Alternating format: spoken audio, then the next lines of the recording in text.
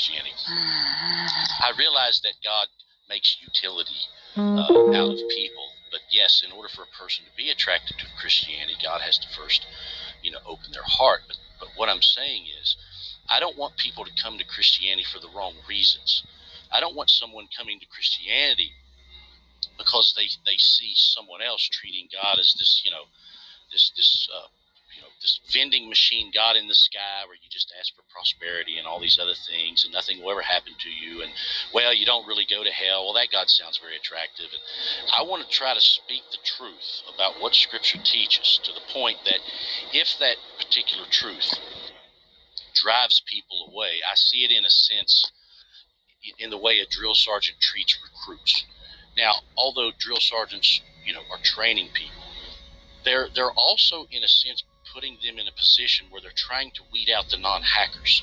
They don't want just anybody fighting on the front line. Those that are weak are really not interested in fighting, and whatever the case, they're trying to put them through some rigorous, not just physical, but also mental tests that if they cannot hack it, they want them out.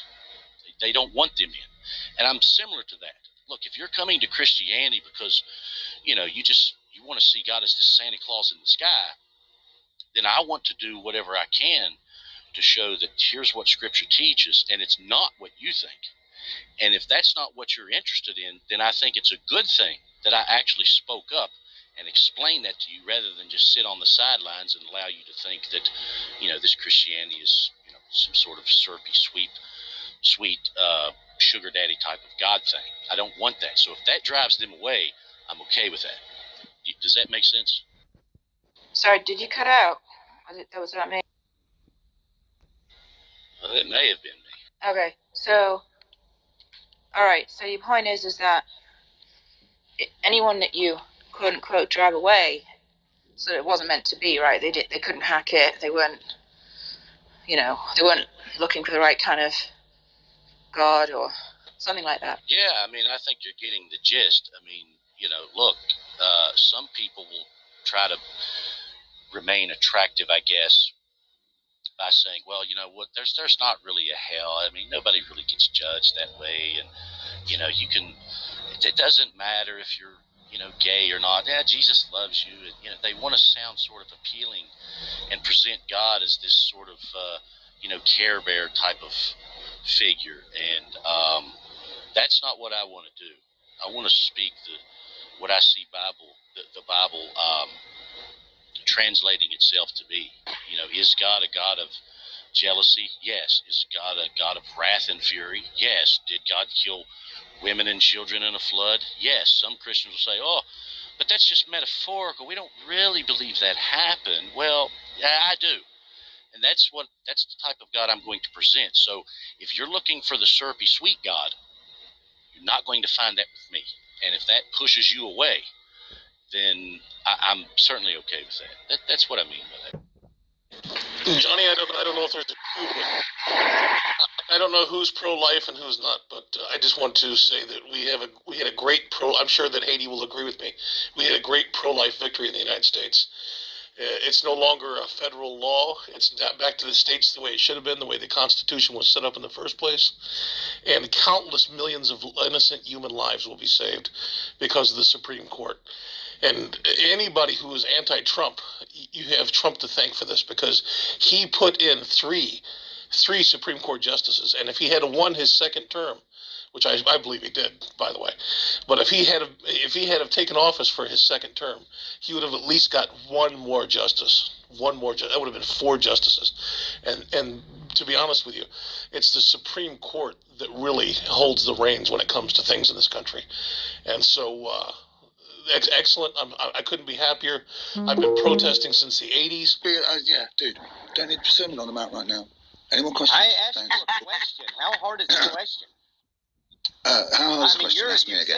Ask me again and make it quick. I ask you, from a biblical perspective, would you not agree that is the promised land of the Hebrews, the Israelites? It depends on your interpretation. Depends on your interpretation. What interpretation would you have? Bombarded by another 20 of my own people has to be more. Don't. It clearly states in the Bible that it's the proper. Clearly states lots of things which are wrong, and you know that. LSF, you're not a Christian. You're lying. Wow. Christian It fellas clearly are cool. states Awesome. a lot of things in the Bible. Why can't atheists and What did you Christians mean get by along? that? Because Christians can't get along with each other, for a start. What did you mean by that? It clearly states a lot of things in the Bible that are wrong. Yeah, I know, yeah. It does, yeah. You think loving your neighbor as yourself is wrong? I think the golden rule's closer to it. Just say no. Do unto others as you would have done unto yourself. That's an absurd think of thy statement. neighbor is intended to mean what you think that it means. You're now going to tell me I'm wrong, aren't you? Well, you just got through saying it's wrong. You said there's a lot of things written in the Bible that are wrong. Jesus, right, What do you mean by written in the Bible is wrong? What that doesn't make sense. Finish what I was talking about. Go ahead. Now we are two Christians discussing our own book that nobody else in here gives a fuck about. Well, Cool. You're no Christian, Alice, if you're an imposter. You're dishonest. I don't really care. It makes no difference. Aaron. It does to us, because whatever you say is I just want to dishonest. ask a question. A follow up. It'll take me a second if you just give it a second. Are you a troll? Right. No. What do you mean if you just give it a second? Are you an idiot? LSF, you haven't shut up. Right, you asked me if I'm a troll, I'm going to ask you if you're stupid. Yeah, I mean, you said some really Are you dumb a things retard? right now, and Now I'm just shut kind of up. curious. Be quiet. Mod this idiot. Thanks. Okay, that's enough of him. I mean, when you come in here and say there's a lot of things written in the Bible that are wrong, and then you talk down to other people as if you were better than them, I'm not going to put up with it. I'm not even sure if this guy, I've never seen the guy before. He's got like 8 followers. He was talking, he seemed to be indicating that it's unchristian to be against abortion. And it's just really strange.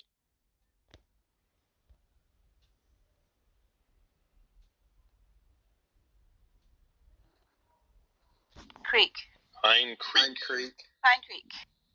I'd love to have a conversation with him. His real name is like Doug. I'm following him. Yeah. Yep. Oh, he doesn't. Oh, cool. Saturday's caffeine and dopamine rush. He doesn't have many followers on Twitter. Did you want another thing I have to say about atheism? I'd love your opinion from any atheist on the stage on this. From a Christian worldview, here's what I also saw was cool. A cool man. Yeah. My policy on homosexuality is I'm not asking, and I want you to tell me. Yeah, thank you.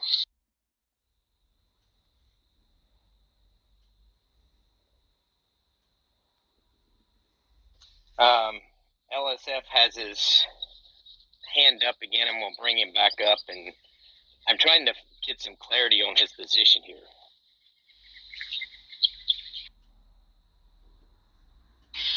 Well, thank you, sir.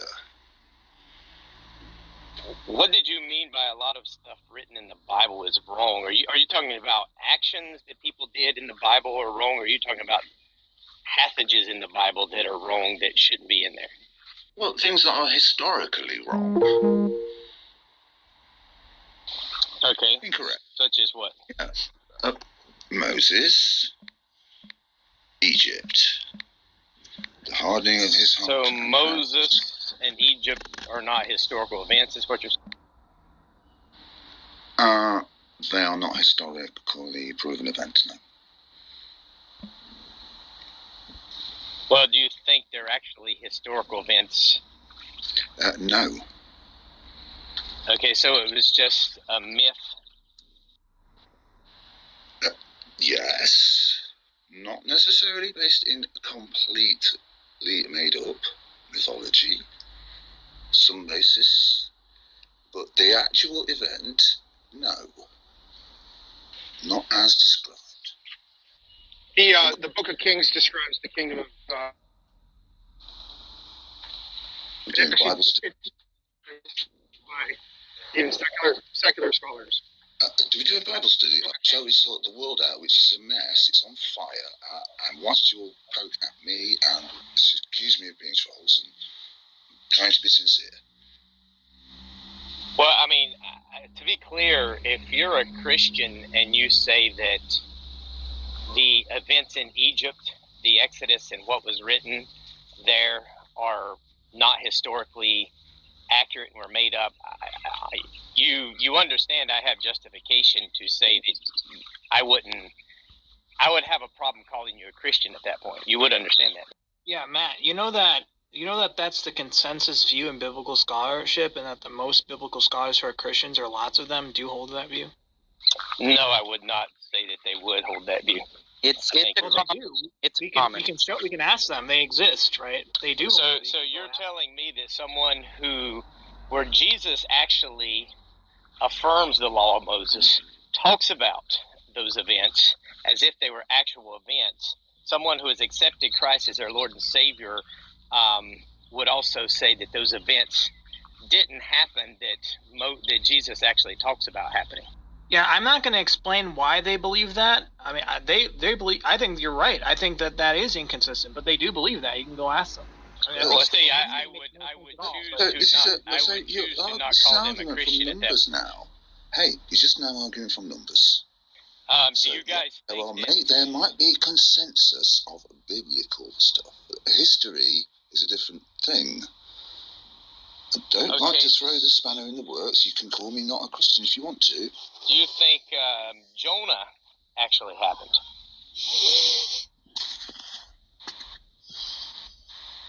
You know Jonah, where he got swallowed by a great fish. Well, do you think that was actually a historical event? No. What is a whale? LSF, do you believe LSF, do you believe that Jesus resurrected after his crucifixion? Actually, no. Yep, there it is. That's the answer.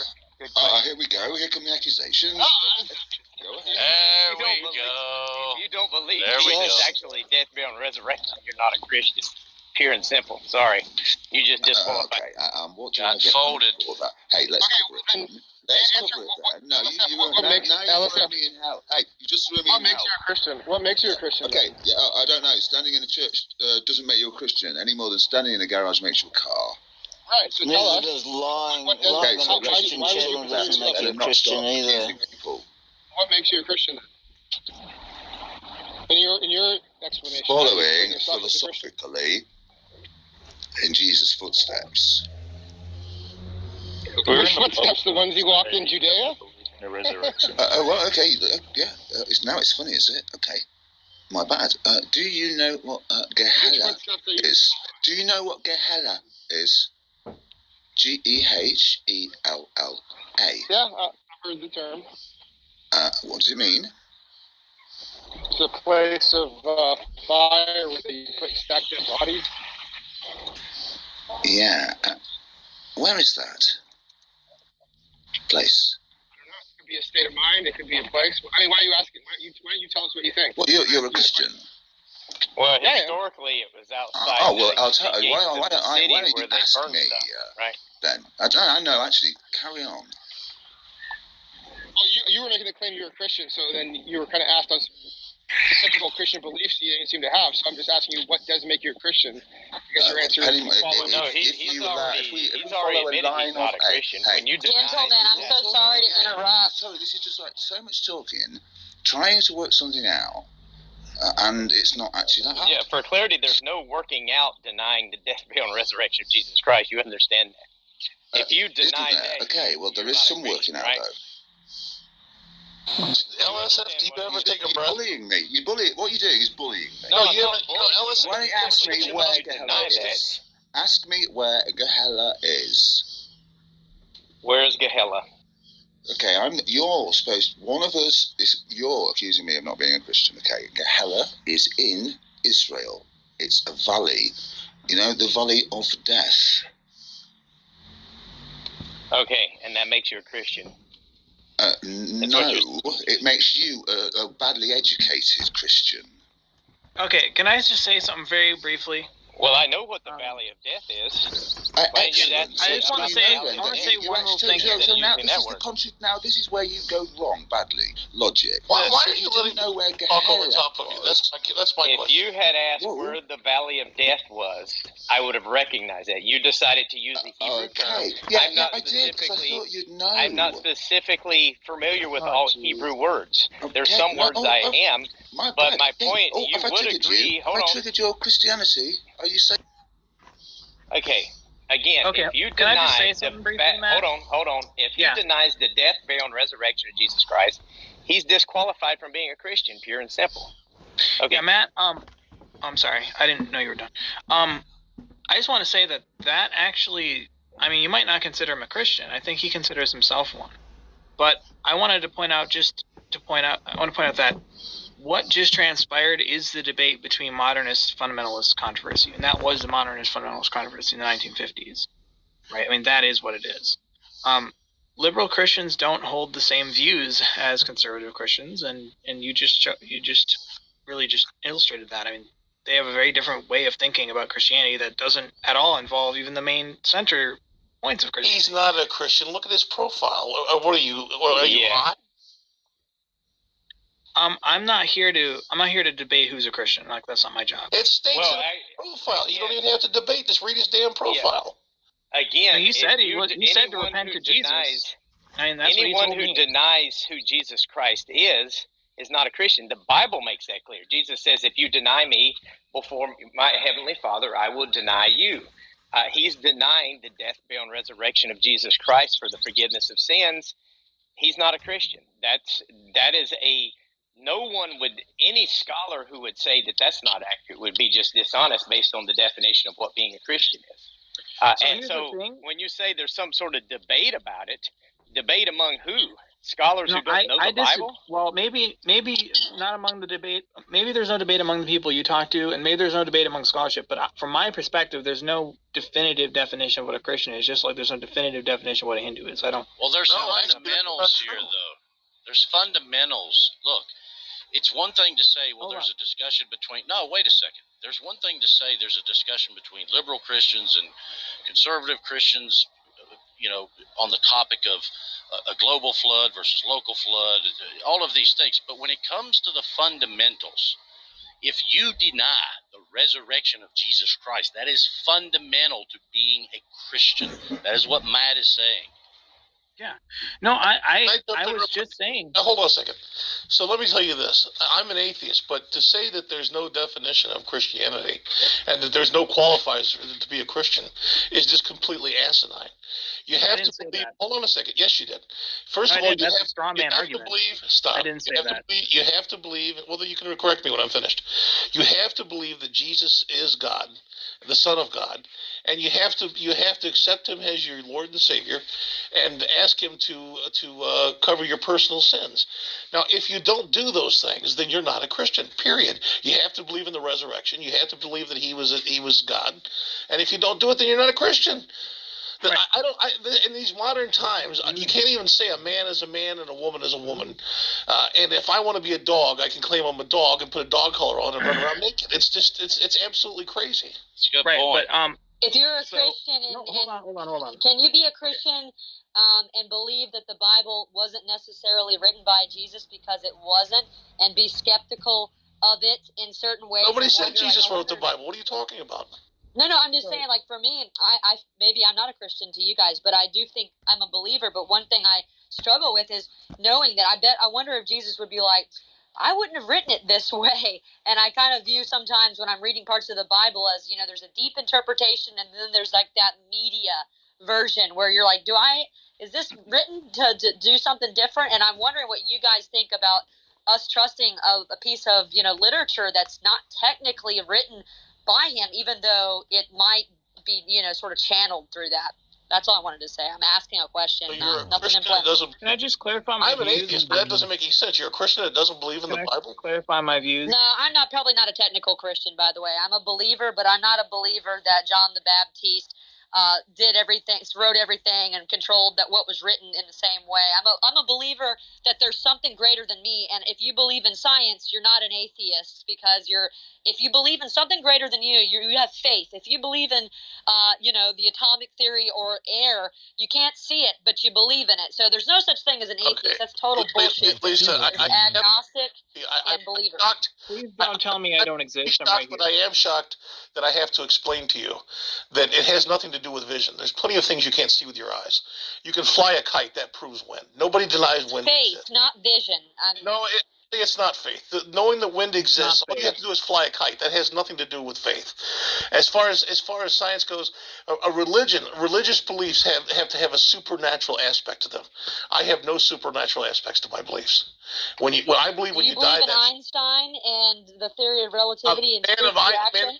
And his theories that are probably true. Yeah, absolutely, I do. Well, he couldn't see them, and he, at the end of his life, said that there must have been a Lord, and so did all the big. I'm a scientist, by the way, who is not a normal scientist. I'm not a normal academic guy, and I'm just trying to be in the middle here. Einstein, Newton, Galileo, every big scientist was supposedly God. Doesn't even matter. Doesn't even matter.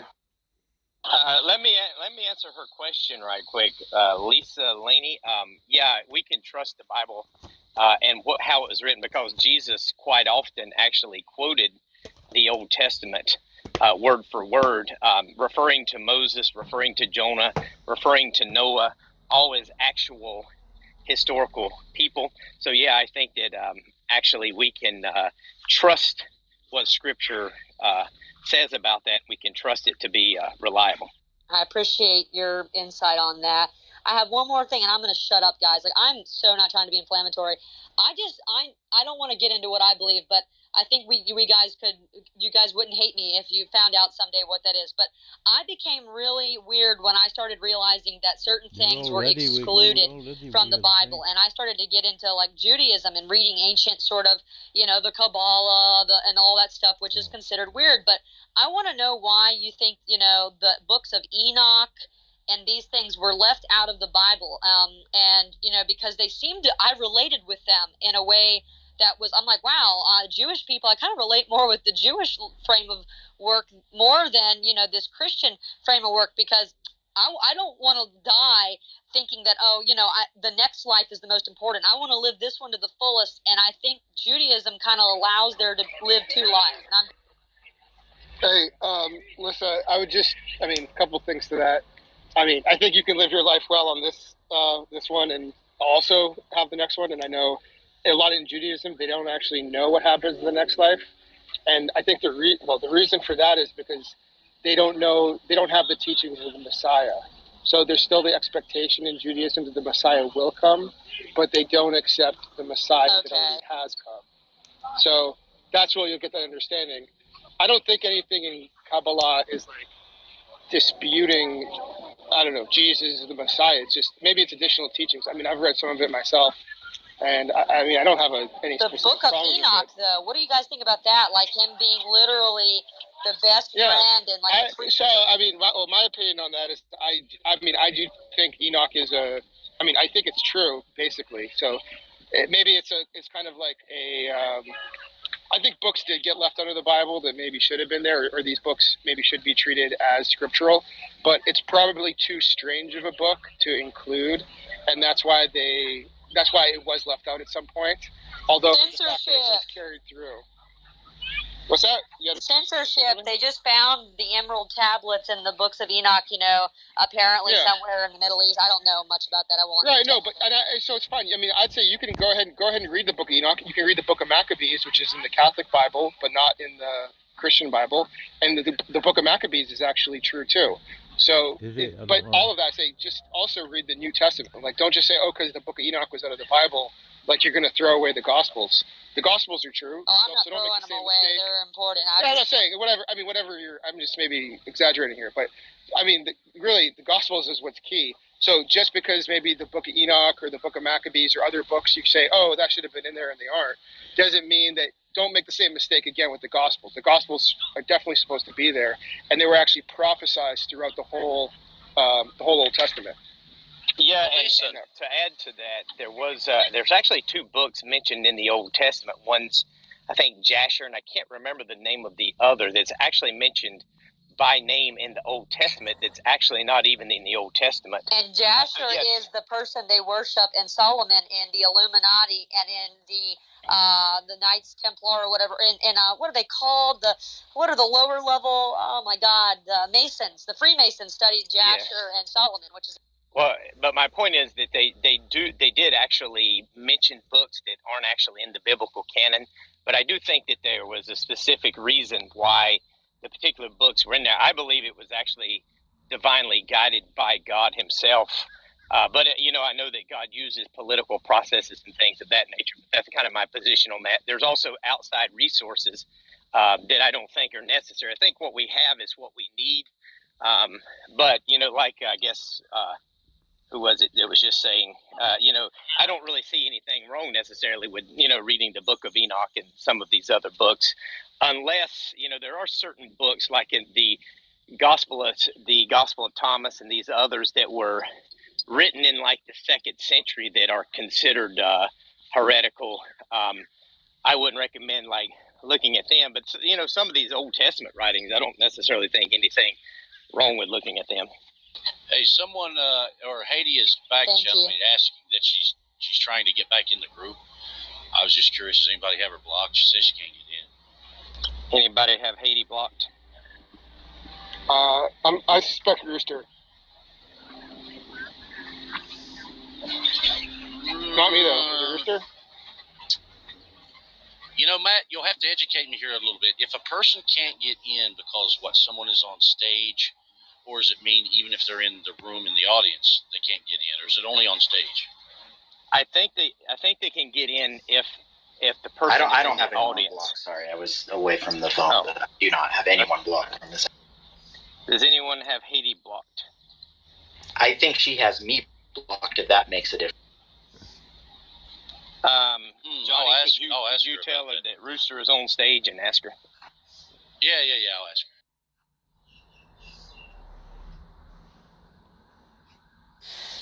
Who are the atheists in here? I don't bully anyone. I'm just curious because I actually want more advice on that than the other stuff at some point. I'm just curious. Scorpion, GG.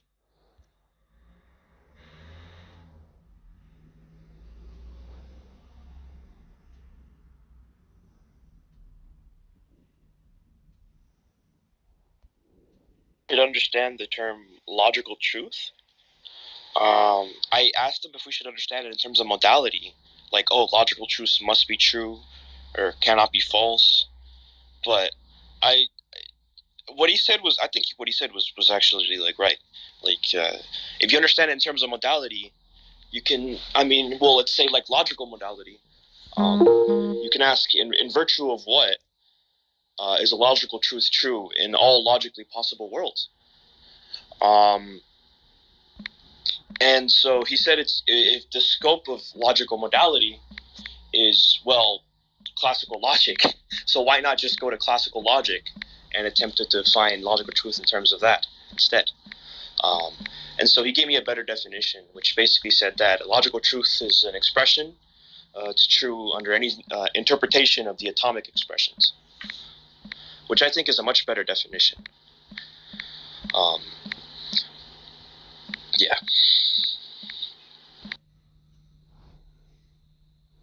Yeah, I'd like to get Jack's view on that. Yeah, Jack, what's your view on that? I don't really have a view. Well, so are you like a logical realist? You think that like logical truths like obtain independently of minds or something? I'm not really sure it's a meaningful question. Has this guy understood like what my view is? Hey. Shit. Wait, Sean, can you hey, why did you block me, and why are you coming in here now if you had me blocked? Like, here's my question. No, before that, I'm tuning out. No, this is going to have to go meta. I'm tuning out. Logical. Oh, well, I don't think I agree with that.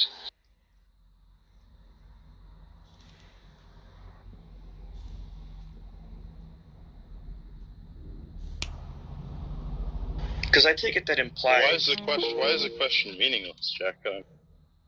Oh yeah, go ahead. You can get. Well, I mean, I'm not sure it's meaningless. It's just that I don't generally really understand, like metaphysical debates, because it seems like they imply that the world could be some way.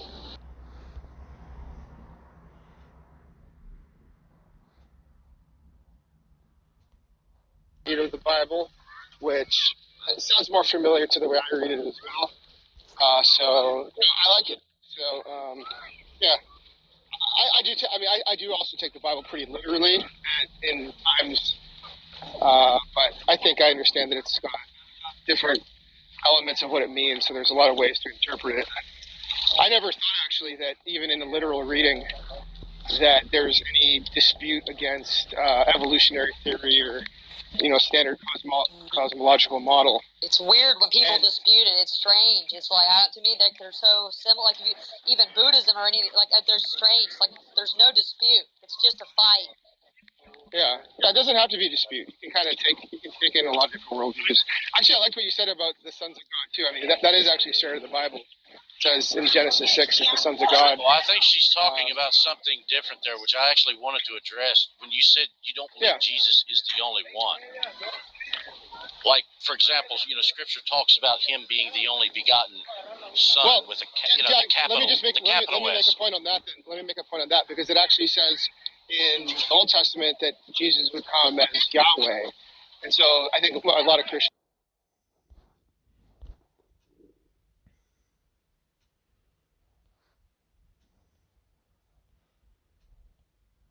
Either way, and I'm just not sure that there's a substantive debate there. Does that make sense? Your experience would be the same either way. You might think of it a little bit like Cartesian skepticism. Like take Cartesian skepticism. Right. The Cartesian skeptic wants to say, look, it could be that you have all the same beliefs and desires, all the same mental states, all the same beliefs about the external world, but in fact there's no external world there. So they're saying that your beliefs could be radically false, right? But nothing would actually change if there was no external world. Like your experiences could be the same, but but nonetheless your beliefs could be radically false, right? So if you have a view of things like belief, knowledge, and truth where the way the world is can be detached from what you actually believe in such a way that they could be like these radical cleavages between the two, then that's how like these Cartesian scenarios are going to become possible, right? But see, not everybody has a view of things like beliefs, mental content, knowledge, and truth that understands the relation that way. They want to say something like what it means for something to be true is cashed out in terms of what difference it would have for agents' experiences. So in fact, if it doesn't have any implications for experience, then it's not substantive to say that it's true or false. Does that make sense? So the idea would be something like, take in science, for example. If you had two theories that made all the same predictions, on this view, you would just say those are the same theory, right? Because what it means for something to be a theory is what it predicts, right? Some people are going to say, well, no, you could have two theories that make the same predictions in all circumstances, but nonetheless, one is true and one is false, right? and that wouldn't make a difference to anybody's experience, right? But see, on the first view, the idea that one theory could be true and the other false, where there are no implications for experience whatsoever, is just not even really intelligible. Wait, Jack, can I ask you about it? Yeah. So, would you say that, like, in this regard, let's suppose you have two theories that seems to be different in regards to their content, but the predictions are totally the same. Would you say that those two theories are mere mode of representations of, like, derivations of what they are trying to explain? Pretty much. Oh, okay, yeah. I think I share your view in this case. Yeah, so I think if you have a view like that, a lot of metaphysical debates that have raged for millennia just cease to seem to be like real disputes. It's kind of like arguing over the meaning of a word, right? Right? They become something like semantic disputes, right? Like there's no substantive dispute being had as to whether, I don't know, slippers are always open-toed or not, if that's just a dispute over what the word means, right? Rather than something picked out by the word, right? It's just like, well, you're using the word slipper to mean open-toed, and I'm using some kind of open-toed footwear, and I'm using it to mean some kind of closed-toed footwear. We aren't really having a disagreement, Yeah.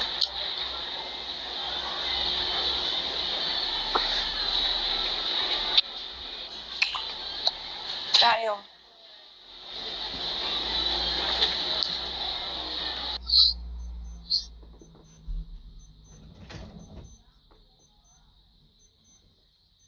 Yeah, because I take senses not to be... Well, I'm saying sense and not talking about sensory data, I'm talking about the mode of representation. I don't take, like, a mode to represent something to be correct or incorrect. Yeah, that's right. Yeah. But in regards to its expectation, that would be some kind of a pragmatic consideration of how you use those types of modes, and that can be something that is, well, true or false, given the type of inquiry that you have. Her newest one?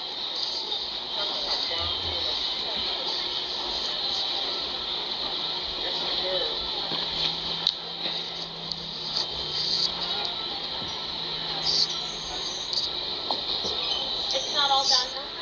Yeah. Okay. So that one we're actually sold out of right now. Oh, it always does. Okay.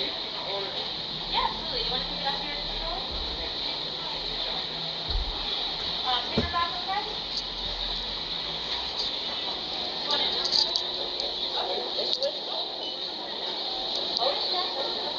I don't know. I'm still not sure how, even just understanding how you're understanding meaningless, because it seems to me like you're saying there's not some, like it's just not pragmatic to deal with that dispute. I mean, are you saying there's no, like, point in even entertaining? No, I'm saying it's not clear that the dispute... It's not clear to me that the dispute is substantive. Okay. I think in some sense what Jack is saying is that there are no intelligent expectations about anything, whether the theory is true or false.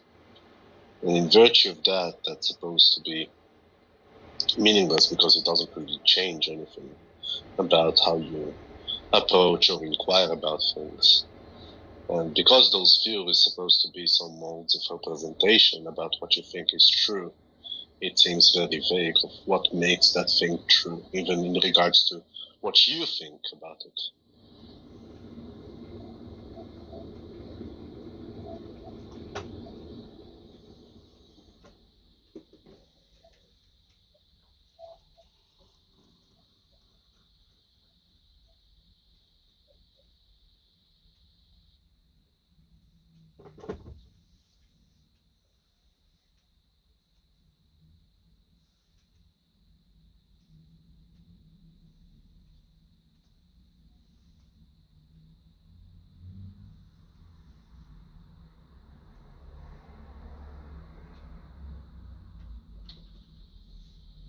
I think, for example, Jack will say that the dispute between nominalism and Platonism is somewhat unsubstantive, because in both cases you wouldn't expect anything else than what you have.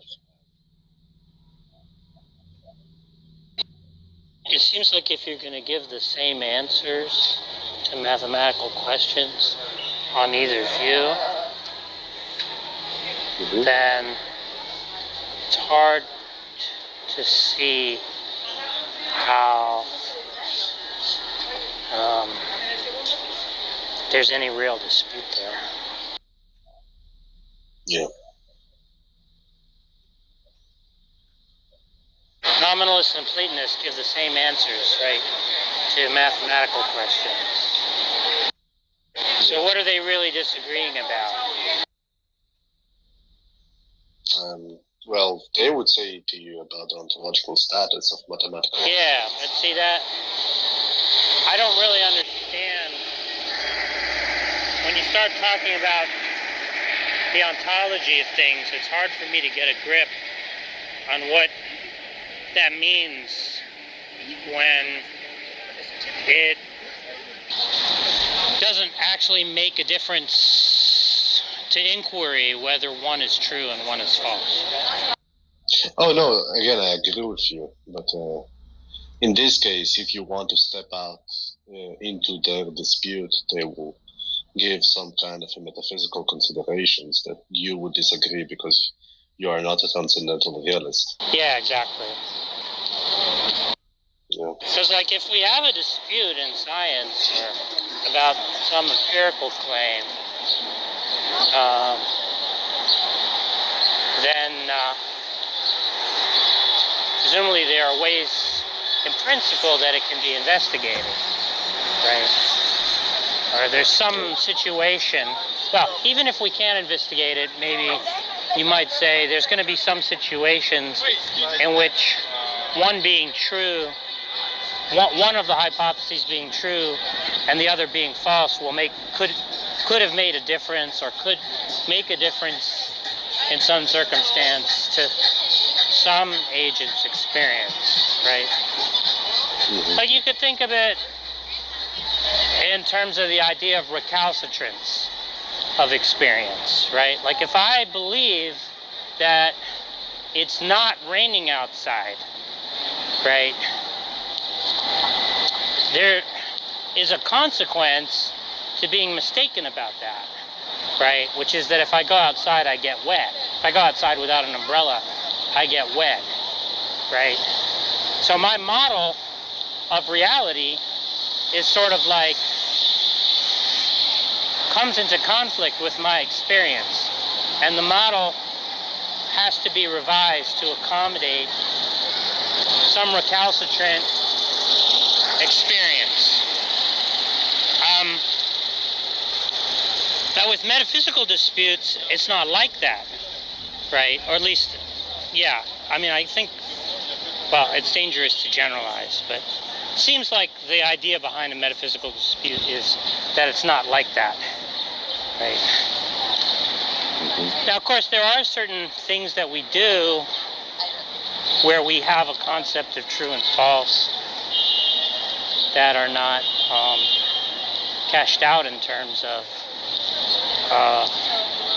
consequences for experience, right? So we have an idea of mathematical truth, for example, but then it's sort of, it has to, whether some mathematical proposition is true or not is presumably going to be understood in terms of whether it's consistent with the axioms of mathematics, or something like that, right?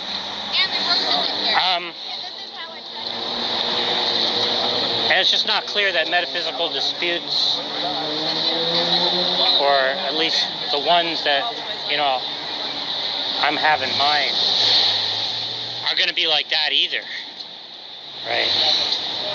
So I just don't really understand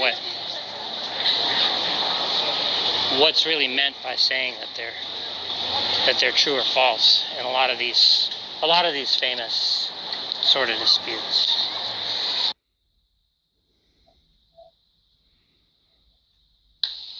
case, you want to say it's not even analytic? Well, I mean, that's the worry. Oh, yeah, okay, I see. Tom, are you there? Yeah, I'm here. That's good to know. But I wanted to know if Tom was there.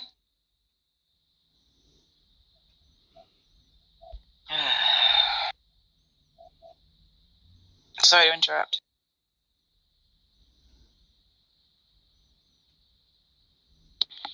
John thinks he's Tom. Oh, by the way, I am a Zionist. I think you asked me earlier. Thank you, John. Nobody cares.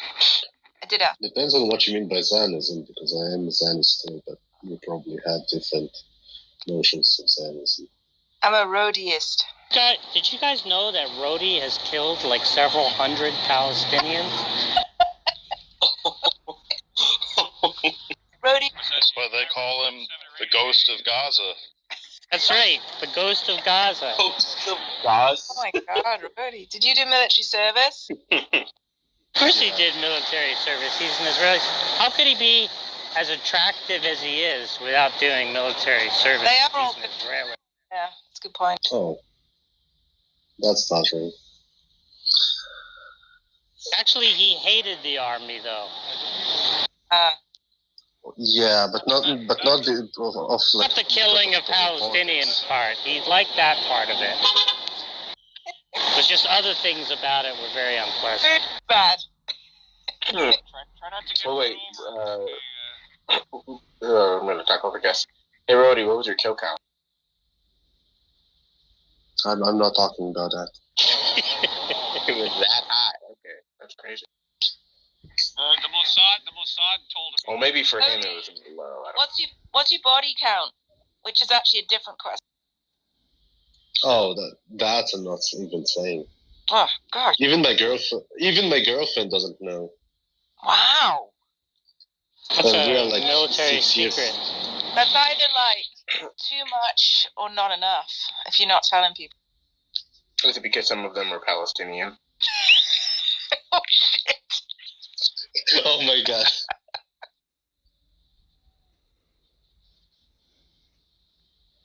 Jack, do you know what the Russian did to the Polish at the end of the Second World War? Here we go. I think so. Yeah. This is what I did to the Palestinians.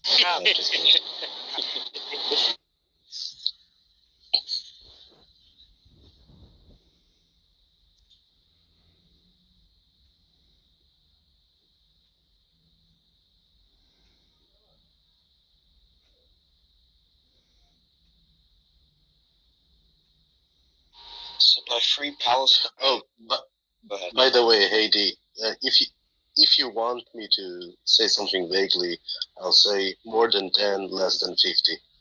Is that the Palestinians or the other thing? No, I'm not talking about that. They coincide. More than 10, less than 50. Got it. The women that he's raped, he then killed. Jack, come on, man.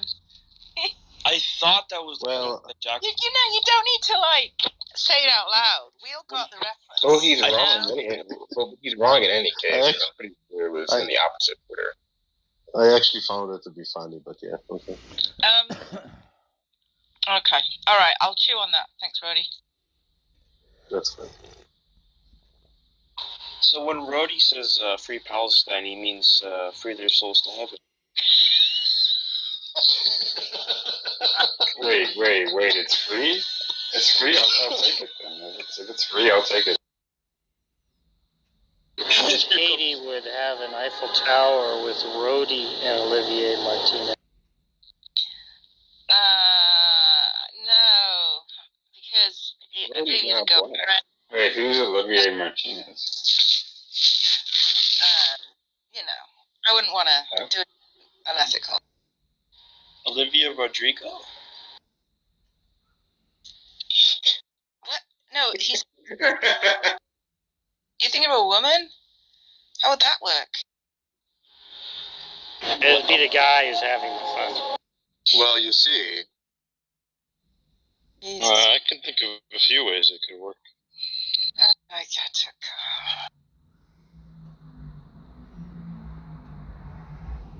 go. Yeah, Haiti, you're just not degenerate enough. You don't.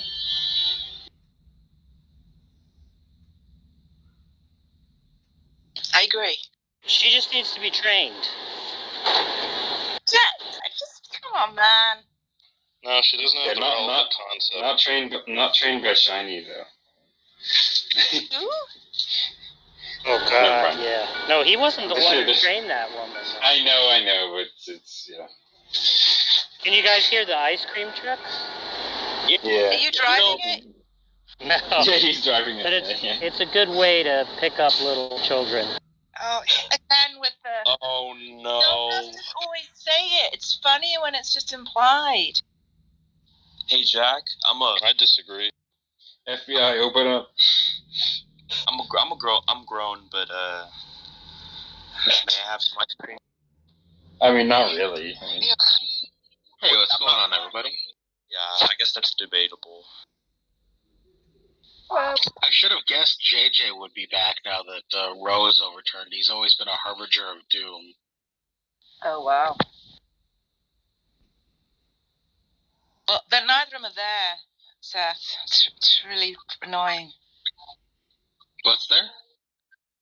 Neither JJ nor Tom are with us. Oh no, what happened to them? I assume they're just doing something else, not listening. Oh, you said they're no longer with us. I thought you were saying they're dead. Rudy didn't get him.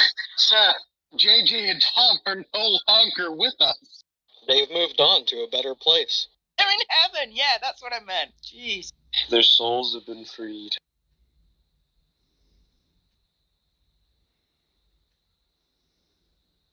I could use some ice cream right now. Like a fudge bar. I could make you some ice cream. What kind?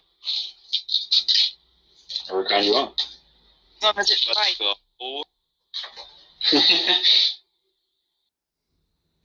I'll have a scoop. It's disgusting. A scoop of vanilla. Detroyer, what do they call? There's a name specifically for when they take the maple syrup and put it on the snow. What is that called? And then they eat it. The sticks. Oh my God. Maple taffy or something. I don't Maple know. taffy. Mm. Yeah, it's good.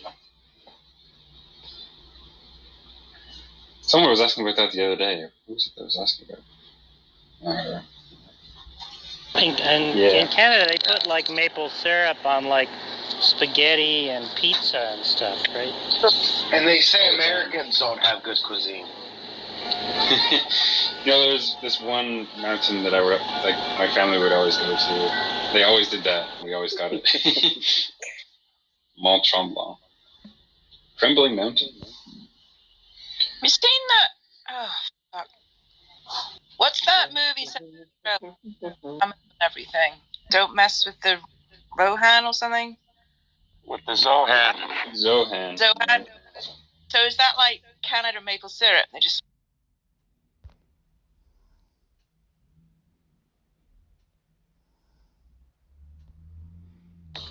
Talking about Genesis 1, it says, "Let us make man in our image," and then it says God made them male and female. Male and female, He created them. So that means both males and females are the image of God is both male and female. So let's start on Genesis 1. What blood type do you think Jesus was, guys? O negative, like I am. You know what negative means? Back to craziness. Now, you know that all the presidents were negative blood type, even Obama? Like, isn't that kind of strange? And that Bill Gates has a neutral blood type? Yeah, I don't believe it. Maybe you're right. But, okay, maybe you're right. Show me proof of that. Just look it up online. Look it up online. I feel you, though. Yeah, look it up online. Jesus is from the tribe of he's a Levite. Well, what do you believe then? Like, what is something you do believe in then? You believe in the Constitution, and how is the Constitution any different than the Bible? The Bible, was written by men, and it was, hopefully divinely guided, right? Constitution doesn't have any supernatural aspects to it, does it? I don't think it does. Well, they were all. Did you know that all of the Constitution people were Freemasons, and they studied together? It's not true. You just make stuff up as you go along. No, well, what? This is not even a joke. I mean, like, do you know what Freemasons were? True. What are Freemasons? It's not true. I know exactly what Freemasons are. It's not. Why is there a pyramid on the dollar bill? No idea. Because Freemasons were probably doing it right. They were divine architects and builders. They just believed in building things really precisely, and they believed in divine geometry, which is the 666, the 777, all that bullshit. So in general, they believed, and they had a certain place that they chose, and they studied together. You know that all Listen, campuses, do you believe in the Illuminati? I believe that every Ivy League university started off as a Christian sort of place where people met up, and it's ironic to me that all institutions of academia are now claiming that there's nothing to do. I said, do you believe that Harvard was designed for Christians to meet together? No, I believe that they're weird. But do you believe that Ivy League universities started as Christian gatherings for men to get together and to discuss Christianity? No idea if that's true or not. Well, look it up, because every single university in Harvard that's is very massive liberal. now started out as a Christian sort of thing to meet up with. What's your point? I don't understand what your The point is isn't it ironic how the time is different now? Yeah. And now they're all atheists now, or they claim to be, rather. And there's something that's fascinating, because these people were actually involved in writing the Constitution, and they absolutely were Freemasons. And if you look into this, this is not woo-woo. Like I thought it was too initially. Some of them weren't. Okay. Can I ask a question or get a Christian perspective? Which I'm kind of interested. Why are women not funny? I'm wondering because they're always right and they control the sex. Yeah, I don't know. I'm more annoyed with dealing with women that aren't funny. Can I talk? What was your question? I said, why aren't women funny? I don't have a single woman role model, and I agree with you guys. I'm going to get off stage so y'all can breathe. And I love irritating y'all for one more minute, but I agree, women aren't funny.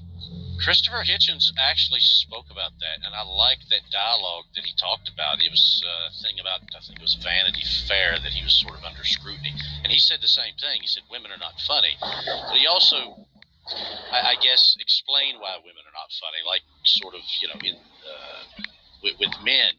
This is Christopher Hitchens' words. If a man is not funny, he is not going to get laid. He said women do not have to render themselves that way. They are already attractive. But he said, yes, women are not funny. Not that they can't have a sense of humor, but they're not funny. They don't have to be funny. Men don't have to be funny to get laid. They have to be, powerful and stable and strong and cunning. And, they don't necessarily have to be funny, though. Christopher Hitchens would disagree, actually. Well, he's Jesus then, I guess. I'm just kidding. I mean, it's not absolute. I get what you're saying, Lisa. I mean, you've got your own personal taste in what you find in men. Right, I get it. But to his point, I think it's actually a very salient point. I actually agreed with his commentary. What do y'all think about Jordan Peterson? Smart guy. I think he also thinks women aren't funny. Or I hope he thinks that. That'd be pretty funny.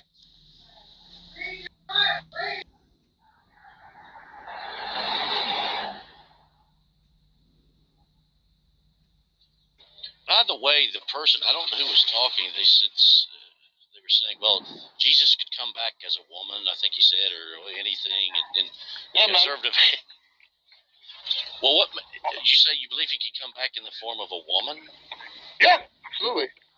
Well, Scripture teaches, for example, that when he returns in the cloud, that we will see him, not her. So there you go. I'll give you another one. When Jesus said, he compared himself. He said he called himself like a hen, and he said he called Jerusalem like his stick. Kind of for himself,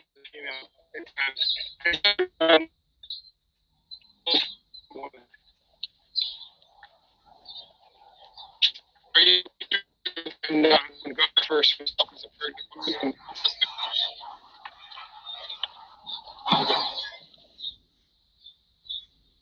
So did that answer your question? Did you hear what I just said? Actually, I did not. It may be me breaking up. No, it might be me. Are you familiar I'm with in Costa Rica. I didn't know if it was me. You broke. Are you, when God refers to himself as a pregnant woman in the Old Testament, are you familiar with that? Pregnant woman, you're also talking about, I guess, when it refers to Christ as a bride, I guess you're thinking that means that he's really a she. He's a he and a she. It says in Genesis all right. 1. Thank you. Yeah, I mean, you wanted to get that reference. I just gave you the biblical reference. I don't think so. No, that's what it says in the Bible. Did I misunderstand, or did you say that Jesus was a she and a he? I said God is a she and a he, so Jesus could take the form of a woman. Mary Magdalene, right? I don't think God has a gender. I could be wrong. Well, it says in Genesis 1 that he made humankind in his image, both male and female. He is a he then. Oh, also, yeah, he is. Also a she. Both. Where does it say she? In Genesis 1, and there's another time where God calls himself wait a second. Pregnant This woman. God's a she? Where does it say God's a she? When God calls himself like a pregnant woman, then that's a reference to being a female. And it's in the Old Testament. You want to point to the scripture precisely? Okay, let me find it, and then I'll get back to the room. Yeah, the he is very, it's sort of a masculine sense, not necessarily to suggest that, God is, he has genitals, he's a man type thing. It's a masculine form of language there. I've heard God the Father. I've never heard anybody say God the Mother. Yeah, it's same with Father. I mean, did God actually have Isaiah? Yeah, I have the verse. Did God actually copulate with some sort of female? No. Well, maybe Isaiah 26:17. If you want to read it, my reception isn't very good, but if you want to read it. You have Isaiah 26:17. You're coming through. Go ahead and read it. Okay. As a pregnant woman about to give birth arrives and cries out in her pain, so were we in your presence, Lord. And that you think that says that God was a she? Yeah. No, it doesn't. It has nothing. It says nothing to do with it. Well, where do you get that he's saying that God is a she out of that? Well, Matthew 19 says that right here. Let's see here. Now, when Jesus had finished these sayings, hang on, where did it go? Okay. Haven't you read the scriptures? Jesus replied. They record that from the beginning, God made all mankind, male and female. So I don't know what that means. I mean, God made all mankind, male and female. Again, I'm an atheist, but you try to read things in there that just aren't there. No, it says the mankind is made in God's image. So God's image is male and female. Okay. No, well, actually, you mean the Bible didn't say that he made Eve from a rib? That's in Genesis 2. In Genesis 1, it says that he made mankind in... So Genesis 1 said one thing, and then Genesis 2 elaborated.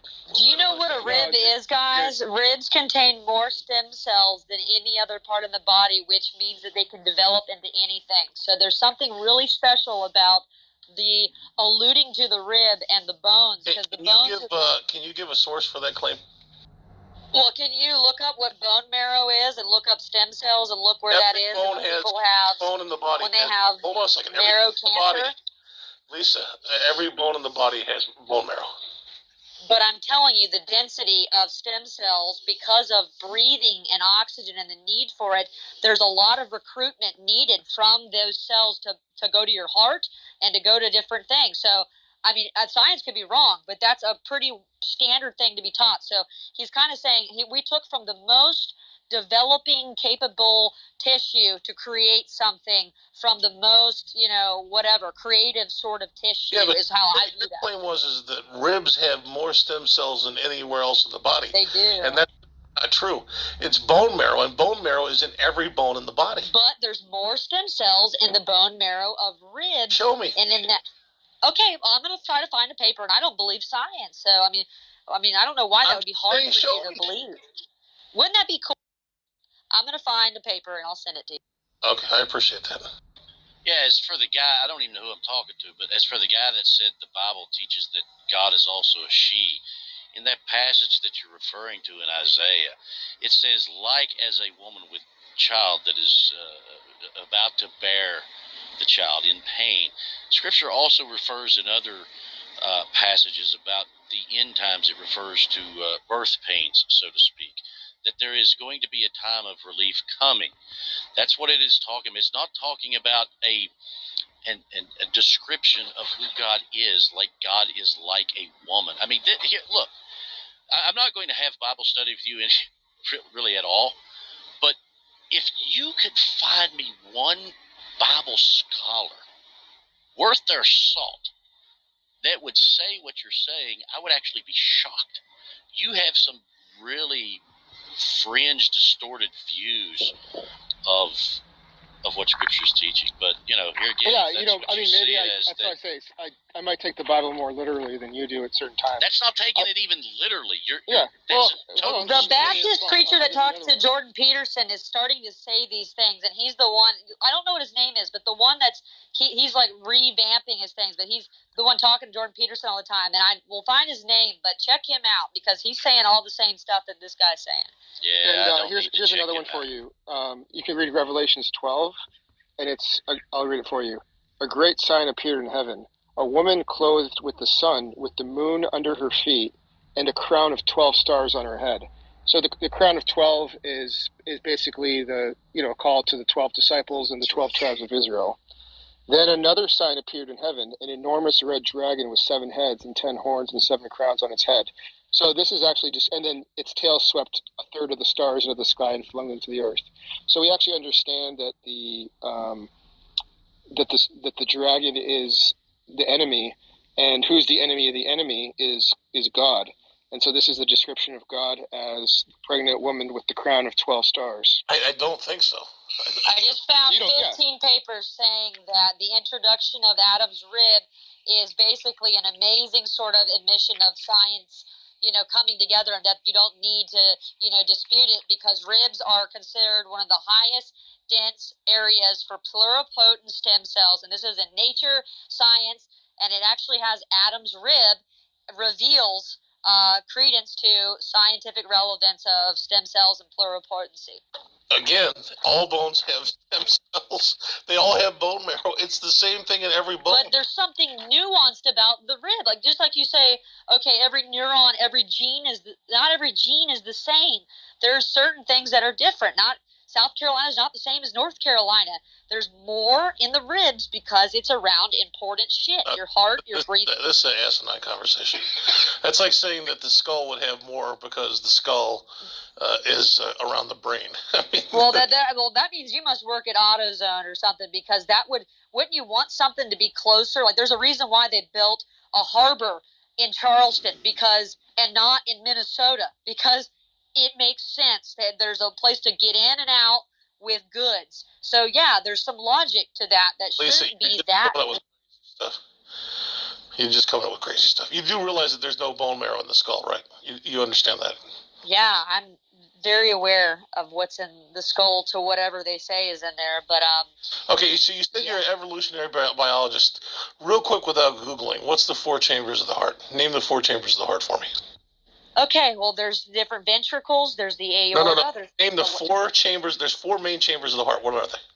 I know, because my mother's had open heart surgery, but there are 4 different ventricles in the heart. There's the aorta.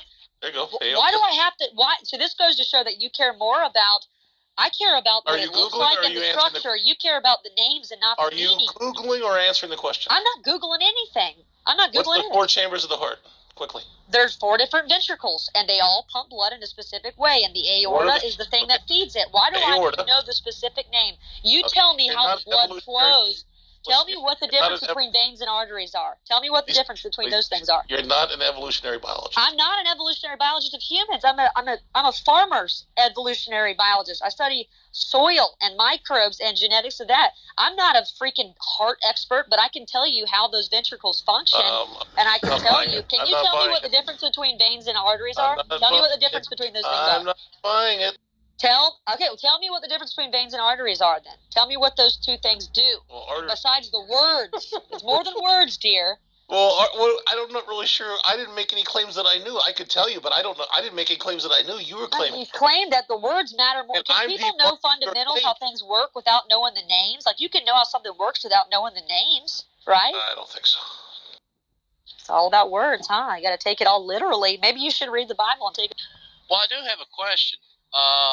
What would be the difference, if there's much, or maybe there's quite a great chasm of difference?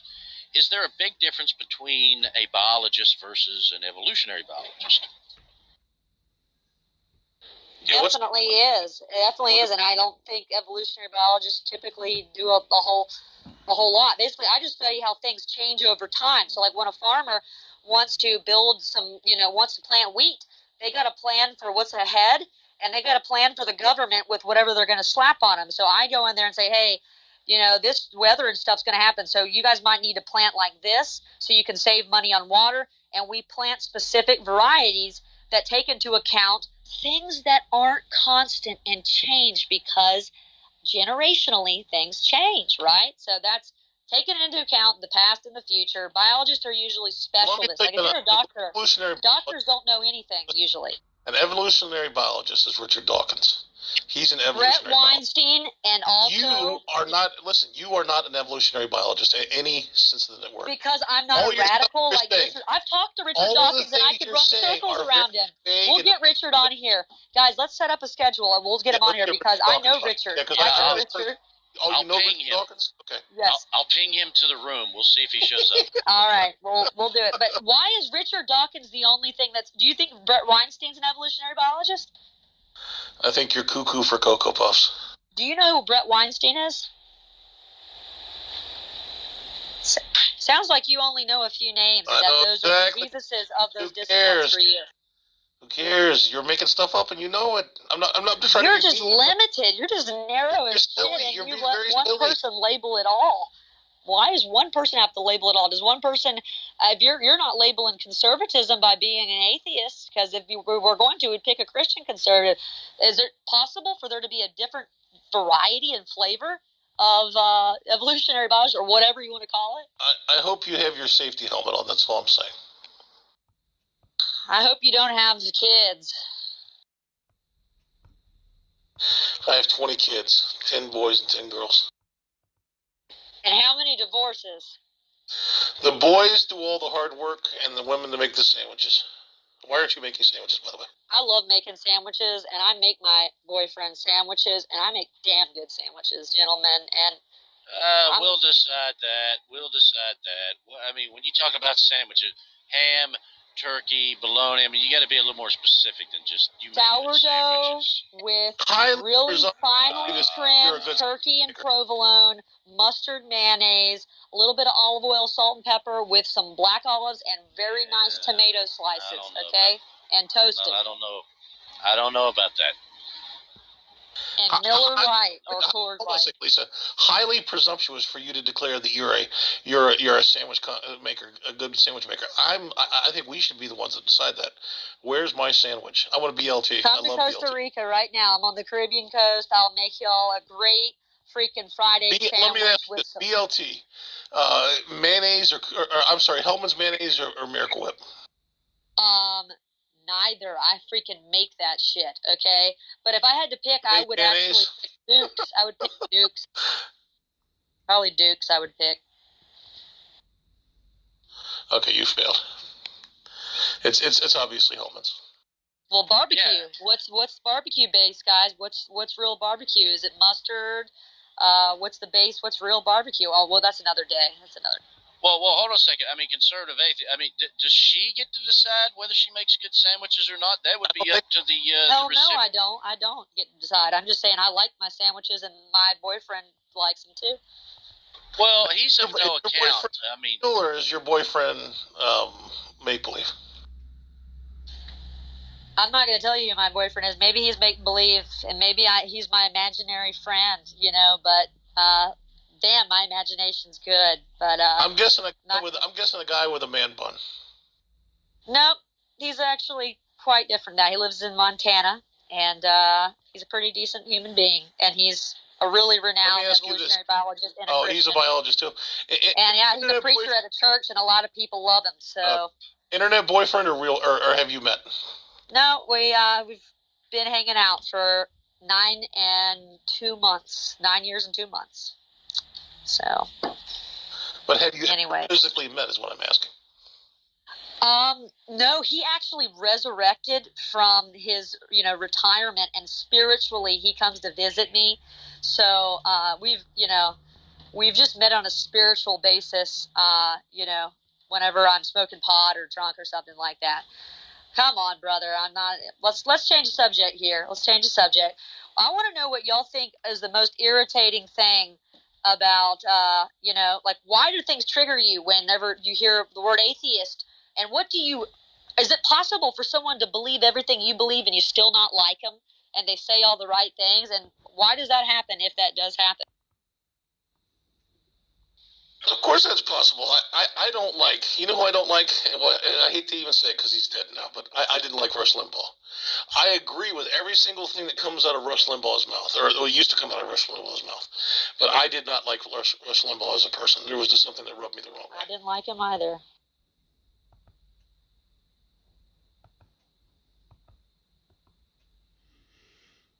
You said you knew Richard Dawkins. You said you had his phone number. Are you going to give him a ring so he can come in? He is the most narcissistic one, but I can give you some information if you want to contact him, but I don't need to talk to Richard. Richard thinks about. I'm not going to give out someone's number. I have a lot of people. I'm a consultant. I talk to a lot of different people. You just said that you could give me the. I'm not going to give somebody's number away. I'm not going to give someone's number away, but I can actually, because one thing he does do is he hates on Christians real bad, and I think he's ignorant as shit. But I think he's very much, he serves a purpose in time, but he's considered the most elitist, strange, and archaic evolutionary biologist because he thinks that genes are selfish and have a certain function, and actually thinks that the lowest sort of fundamental property of life is at the gene level, which is absolutely hilarious because a gene has proteins, it has chromosomes, so he's on a level which is primitive. Okay, all joking aside, serious question. Are you on the right or the left of that picture? I'm on the what? Are you on the right or the left of that picture? I'm always in the middle, and it's a lonely place to be sometimes. No, I'm saying in that picture, are you the one in the jacket, or are you the one in the scarf? I'm actually the one on the left. I paid that girl to take the picture with me. Human trafficking is what I call it, Girl, that is so sexist. I'm so offended. All right, I'm going to shut up, you guys. Y'all, I'm going to get off the stage. Thank you. You have Richard Dawkins' phone number, is what you're saying? Guys, I for some reason, am a consultant, and every now and then I get lucky and get to talk to some people that are big people and learn that they're all human beings. I have information on a lot of people, and that doesn't mean anything. I've just gotten to work. What were you consulting? Huh? What were you I mean, that may be private, but what were you consulting Richard Dawkins about? I was in a Zoom meeting with a lot of people and discussing what the trajectory of climate change is. And I was sitting in for the USDA and was he was on an advisory panel, and then there was a small circle afterwards. And because of a couple of questions I asked and I tested him, we spoke a little bit because his training is similar to mine, and we all had this discussion. So that's what happened. It was not, I was one-on-one, but it ended up getting to be one-on-one at the very end, and we have exchanged emails, and I've sent him papers before, and he responds very, very reactively because he's not even read these papers by people that actually are in his field. He's like, oh no, I never even knew that, but tries to say that someone's stupid because he's unaware of it. But that's well, you know what? I got to be honest with you. I'll give you credit for this. That is one hell of a Richard Dawkins impression. Yeah, the selfish gene. Yeah, I don't know.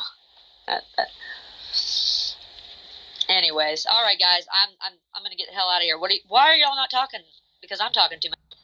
I think we're just mesmerized. Does that mean I'm funny then, guys? Well, you're funny. You're eccentric. Well, does it help that I own many guns and I'm in Costa Rica? I sold my house in Arizona. No, that doesn't help. No, and I need guns here. I'm pro-gun, but in your case, that does not help. No, it's hard. I don't need to talk about this. I can get in a lot of trouble here. Who's in this room? Nope. All right, we're fine. Dr. Yang, are you safe? Yeah. I don't know. Well, one thing I can tell you guys is that start preparing for the future of not being able to, afford food, because the one thing that is coming, because this is really what I do, is I help, think about the soil. The soil is kind of disappearing, and there's no nutrients in it, and you are what you eat, and plants are what they eat. So start preparing to grow your own food, guys, because things are going to get super expensive, and that's pretty much happening in Europe, and that's actually the real battle between Ukraine and Russia. Is Ukraine supplies the bread for the entire world, and so what did you say about the coming. soil? The soil is what? Everything. Disintegrating? It's disappearing, and it supplies the microbiome. Well, wait a minute. You said the soil is disappearing, but we should grow our own food. In what? Because you got to grow the soil, guys. When you try to grow, if you try to grow trees in clay, could you grow food in could you grow trees in clay soil? If you look it up, dude, it's not a joke. Lisa, if you can tell me how you grow soil, how you grow ground, basically, I'll tell you. I'll believe anything you want me to believe. Guys, it's on Fox News. You can look. It's not a joke, guys. We literally lose an inch of topsoil every year, and whenever you have bare ground, like the desert, whenever it rains there, it causes floods that stupid idiots drive their cars into because it doesn't penetrate into the soil. So when you chop trees down, the soil actually it becomes super dense. I asked you how do you grow soil? I'm getting there. So you grow soil by keeping the ground covered by plants that have diverse root types, because when you don't have any roots or plants growing on soil, the soil becomes hard and unusable by plants. So you grow soil by growing cover crops in between your crops, and you try to build up different textures and bring up the nutrients by using different types of plants in the off seasons instead of just monoculture. Here's something I've always wanted to know. You being an evolutionary biologist, what? I don't even call that. I'm an agricultural consultant. I think that's a dumbass name. Evolutionary biologist. Wonderful. Okay. So we've changed titles. So corn. What's the plant? There's families. There's families of plants. What family? Give me the specifics on the lineage of corn. Well, clearly you don't know what that means, because you want me to be a botanist, and I'm the one who tells you what their function is. I can tell you that Johnson grass and corn are not nitrogen fixers, and soybean is a nitrogen fixer. I'm not going to tell you what the genetically modified strand of corn is and how that fits into an arbitrary phylogeny. What I'm asking you is what family do they belong to? The phyla and the. Well, they're angiosperms, and they're non-sexually reproducing plants, and I can tell you that they're not really belonging to anything because they're all genetically modified, and they're not sexually reproducing plants. It's maize. It's a cereal grain. What do you want to know about? I know, but when you said it's non-sexually reproducing, I have to be honest with you. I've never seen a turnip with a penis. I could be wrong. No, I don't know everything. I admit I don't know everything. So Monsanto, when they give seeds to people, what they do is they have their seeds patented, and what they do is they make them, like when you get weed that doesn't have seeds in it, it's because they took the capacity of seeds to open up and pollinate and sexually outcross with their silly sort of sex of pollen. So when you get autoflower marijuana, it skips sex. It's like it's not even transgender. It just it produces this vegetative tissue. So all the plants we eat First of all, corn that you see on the road is actually for fuel and for feeding cattle and animals. It's barely used for humans. And it's not, they're not sexually reproducing. So Wait when a Monsanto second, gives you transgender. So are you trying to say that there's bananas out there that self-identify as grapes? No, they're talking trans species. Transgender, a lot of plants are actually both. It's called Cleistogamous and Chasmogamous. And grasses, you can 1 year produce clonally. So like when you pull up grass that is weedy and you see all that shit under the ground, they're all genetically identical. But if you were to look at an oak tree and look at another oak tree, they wouldn't be genetically identical because it takes two trees pollinating each other for certain species to create a germinated seed, whereas grasses and certain weedy species, the reason why they're so weedy is they're clonal. They're like Google. They're like, I would say something, but I don't want to be xenophobic because there's certain people in here. I was going to say no, I'm not going to say it. So No, say it. anyway, What were you going to say? no, I'm not going to say it. I'm not going to say it. But no, clonality is cheap and sex takes time. You got to be funny and all that, right? So, yeah. You don't have to be funny. I lie a lot personally. I can tell. That's how I get sex. I just lie my ass off.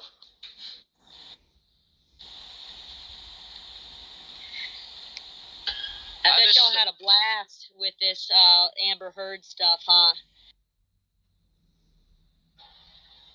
Nobody cares about her. She probably didn't make sandwiches very well anyway.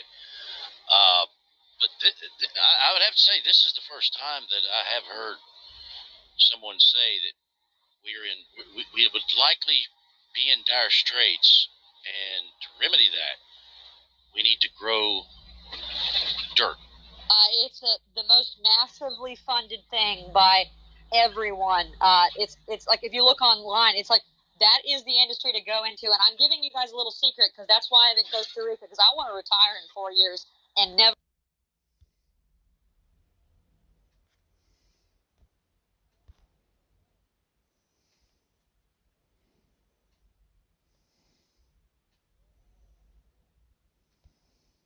Only expressing support.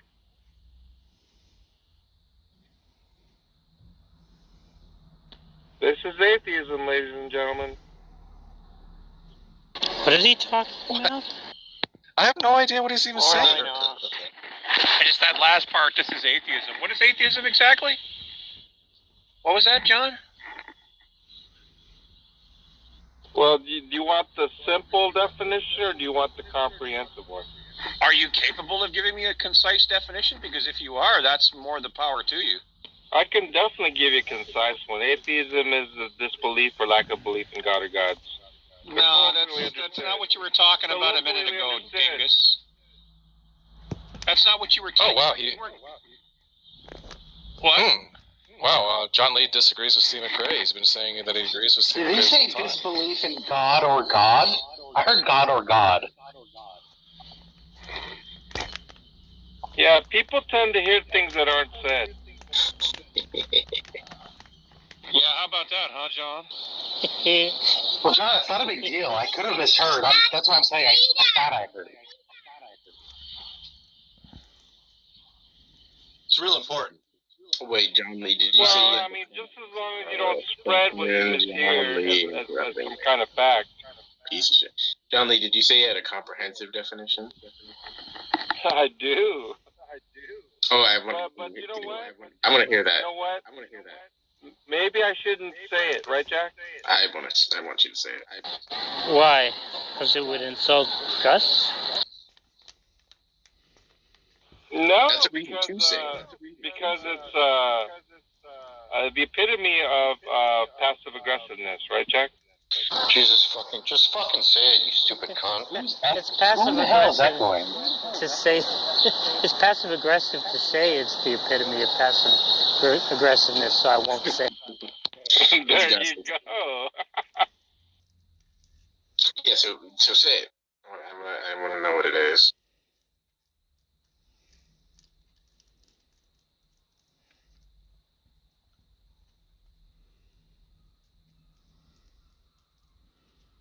Oh, the silent treatment. That's not passive aggressive, right? Hey, John, have you ever considered not being a piece of shit? Oh, John Lee is always silent with me. I don't get it. I'm pro John Lee. Do you ever look at the good in people rather than focus on the negatives? John, Philip stood up for you. He said you weren't dishonest. Oh, thank you, Philip. I didn't hear that. I appreciate the comment. Yeah, people tend to not hear. Yeah, not dishonest, just really, really, really, really, really, really, really fucking stupid. I didn't say that part. Come on.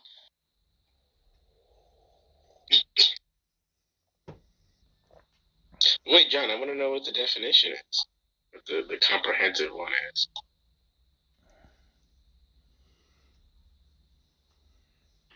Well, I mean, the comprehensive definition is probably Probably. a little biased on my part.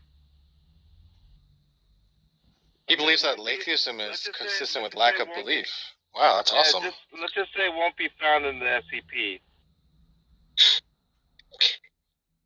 The SPC? What is it? SCP. I thought he said SPC. Oh, he said SCP. I don't know, the comprehensive definition is going to have something to do with fools, satisfaction. Right. Exactly. Wait, is that true? It has something to do with fools, John. The comprehensive one.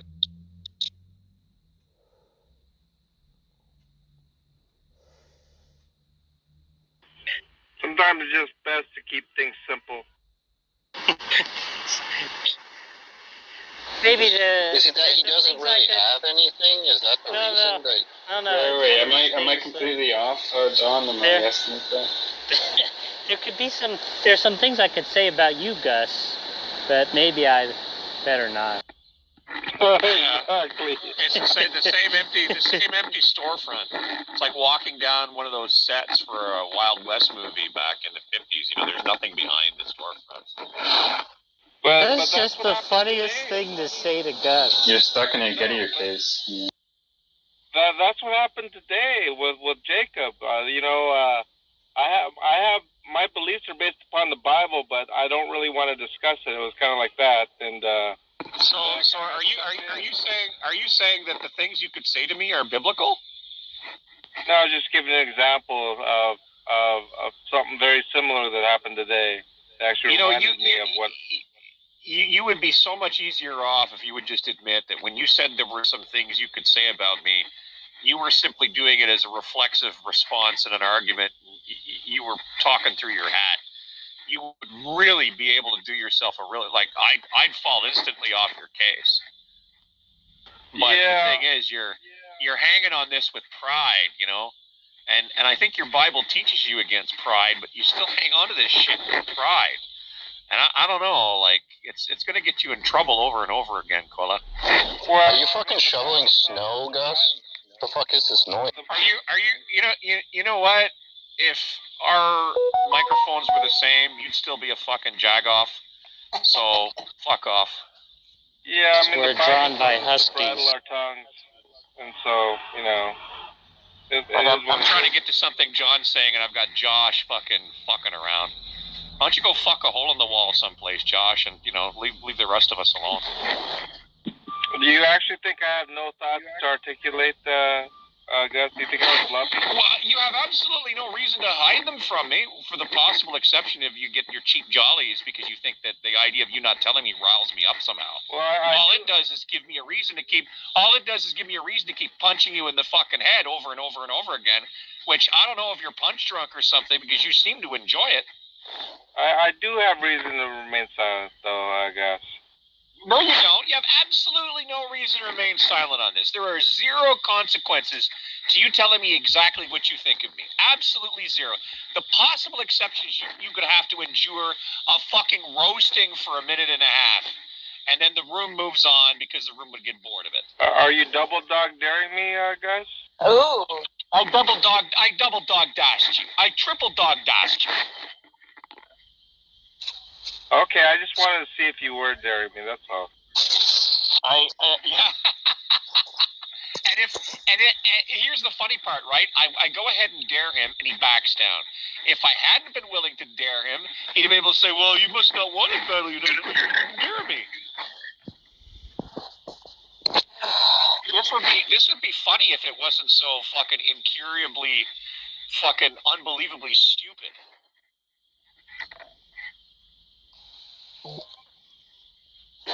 It's because they're called hot dogs that he used huskies to draw the card.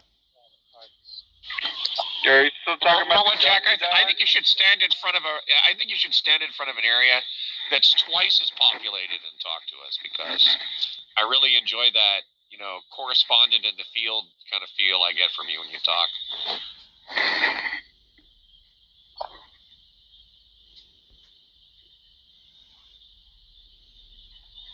Come on, John, don't touch the fucking Gussie Dogs thing. That's not yours. You don't get to touch that. Stay away from that. Gus Vincent Price was a Batman villain.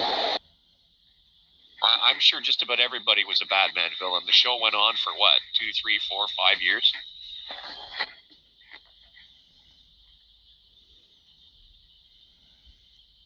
If they'd have let it go on long enough, Nixon would have been a fucking boss. His character's name was Egghead.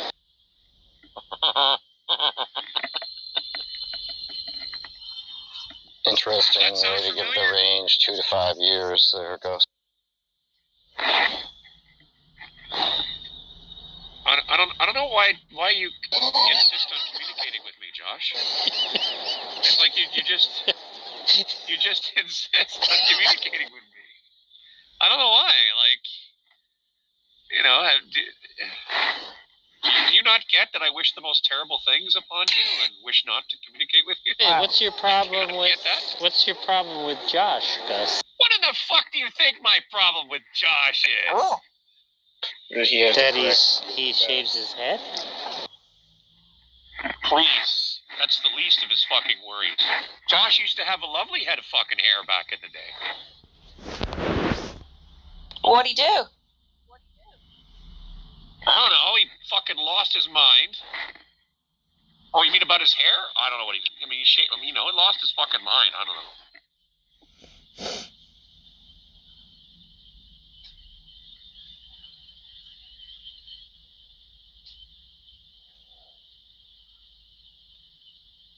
So, is Burgess Meredith the best villain in the Batman? He was the Penguin. Yeah, I'm just wondering, do you think he's the best villain of the series? I think John's kind of the Penguin for the. He's kind of a Penguin-like figure for the theists. It's hard to beat Frank Gorshin as the Riddler. It is. But it's also hard to beat Julie Newmar as Catwoman. Yeah. But I don't think John is playing a Catwoman. Oh my god. Huh? Indecipherable. Didn't like. I can't hear you. No, I do like Cesar Romero. And I also like Joan Collins as the Siren. She's British. Yes, British and Jewish. Is she now? She's one of the few Batman villains still alive. Yeah. She aged. Along with Julie Newmar. Yeah, she aged incredibly well. Philip probably still likes her. Her sister was also a babe. Jackie Collins. Yeah. How many of the Gabor sisters had guest shots on Batman? I think just Zsa Zsa. 8 of them? There's only 3 sisters, and I don't recall Ava ever being on it, but Zsa Zsa was on it. But George Sanders, who married 2 of the Gabor sisters, was one of 3 Mr. Freezes. You think after the first Gabor sister he'd have fucking learned? Why, they don't get any hotter than Zsa Zsa. Maybe not, but they're insane to be married to. Each one of them had like what, 100 fucking husbands? They're crazy. Yeah, I think she had like 8 husbands. Nice. Are they all rich? He ended up committing suicide. I think so. Nice.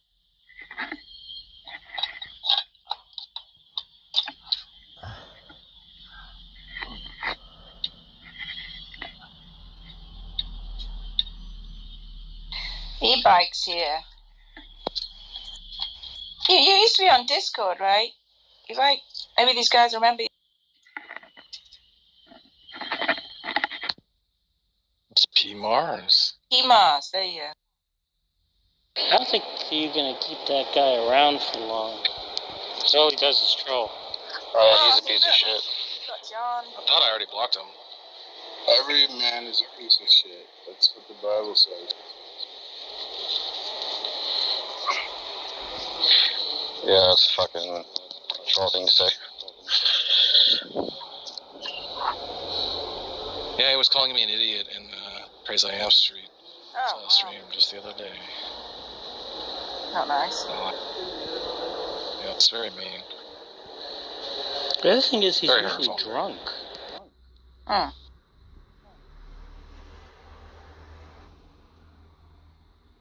It's very hurtful words, Mars.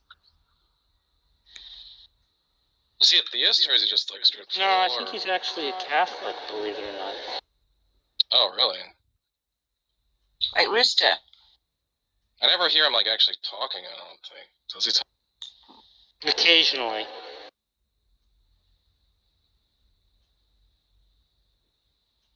Oh, he doesn't want to talk. Is that the idea?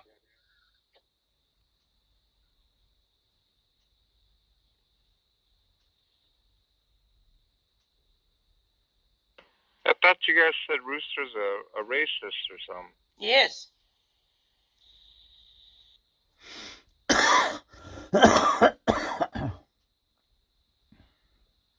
Because, guys, I thought you said that Rooster was racist, but I went over, I saw him, and I said, Rooster, are you racist? And he said, no, so what gives? You guys were wrong. Boomer. Isn't that how it works? John, you are truly fucking dense, my friend. You are truly fucking dense. Yeah, especially when people say, yeah, you know, John said this the other day. Oh, really? John must have said that. Nice one. He did.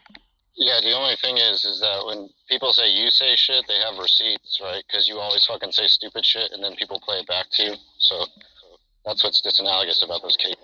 You know, Tom, the people that say John said something, they have receipts, Tom. You don't need. You know what's even worse, Josh? What's even worse is that John has a proprietary definition of the word said, in which you don't even have to get what he said, like the utterance right. All you have to do is like have the meaning be right. That's what's even more fucking Go with this again. Is John been snorting speed today or I can't believe I blocked you over the word said or say or whatever. Well, it was said. It was said versus uttered, right? If you utter the words, that doesn't mean the same thing as you said something. Yeah, real trigger. Yes, it is actually. Yes, it actually does. You don't understand. You don't understand. No, I understand. No, this is one of those things where, like, I'm already a linguistic prescriptivist, and every time John pulls one of these fucking games, where, oh no, this word doesn't exactly mean that. Yeah, it does. Yes, yeah, John Lee complains about getting misquoted when he's like, I don't like pie, instead of I do not like pie. What a fucking jackass. Yeah, that's exactly it. And we have to explain to John that you don't have to say that your body excreted an oblong piece of fecal waste to say you took a shit. Yeah, that's exactly it. I don't like pie, and it's not the same as I do not like pie, right, Tom? That's right. It's exactly. That's such a great analogy. It's beautiful. It's not an analogy. It's an example of the shit you pull. Yeah, you take issue with things being worded with the same meaning, but they're just worded differently. Like as if it doesn't matter if you think your objection, look, even under your usage of said, is that it's just about the meaning. Yeah, I've been dealing with atheist word games since 1998. And it's so rich when atheists... And it looks like you've adopted them for your very own. Look, you've eclipsed them in every sense of the word. You said, oh, I'll play that game too.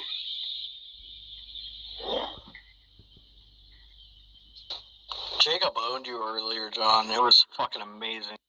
Awesome. Thank you, Scorpion, for your opinion. Tell us exactly why you believe this to be the case. I'd love to hear. Why? Because Jacob understands and backs up his scripture with other scripture where you just kind of say things. Okay, so do you know what he was arguing for and what the opposition was? Yeah, he was arguing against Calvinism, and he used biblical verses to support his view. Oh, he was arguing against Calvinism. I see. Interesting. Do you know that he was calling for the obedience to the 613 laws of Moses? You do understand this is what he was arguing as a Hebrew Israelite, right? Or did you not get that? He didn't say anything about that from what I heard. I may have missed it, but I didn't hear. Who said that?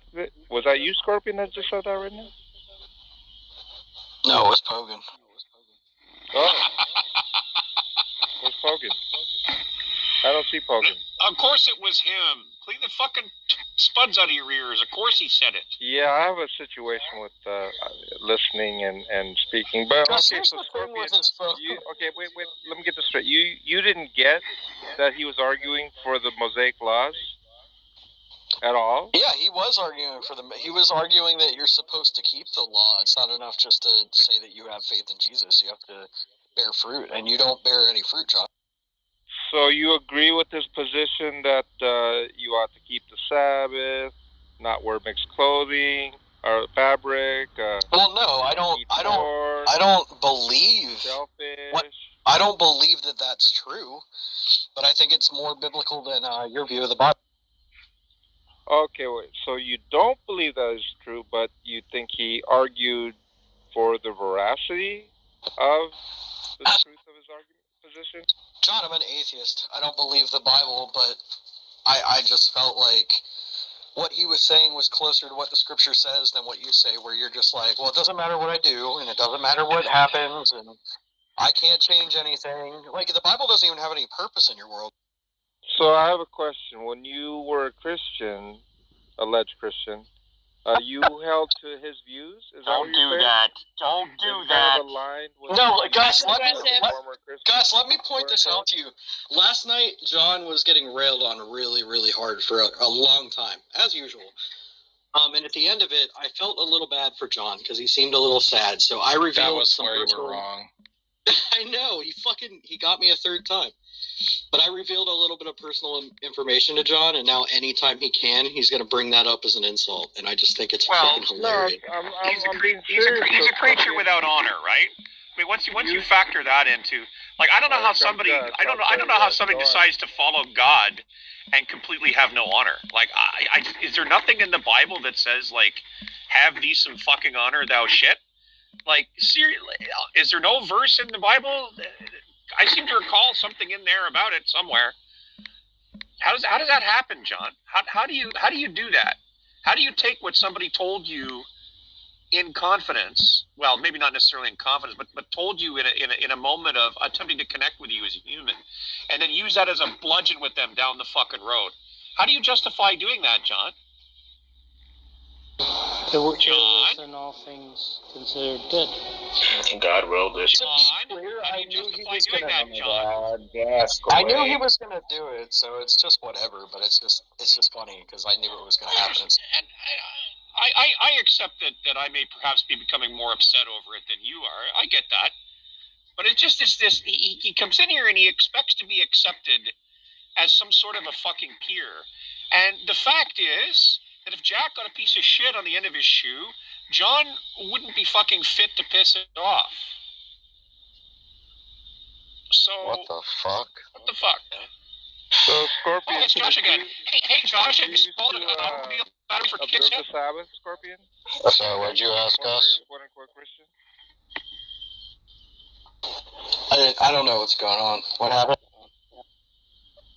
I didn't hear what Gus I'm asked. wondering, Scorpion, if you used to observe the Sabbath as a former quote unquote Christian. Yeah, I did. Oh, were you Seventh-day Adventist? No. What day did you go to church? I went to church on Sunday. Oh. No, sir. You did not understand that what Jacob was arguing for is that it is a sin to Here we go. rest on the No, that's not what he said. The Sabbath is Saturday. I don't know if you know that or not, John.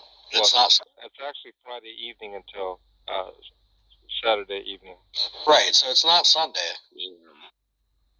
You're missing my point. You don't realize what he was arguing for? Look, you're just trying to turn his core belief into what the conversation was, and it wasn't that. So. Can we pause to underscore John's correction there? The Sabbath is Saturday. It's actually Friday evening to Saturday evening. Yeah, well, it's not Sunday.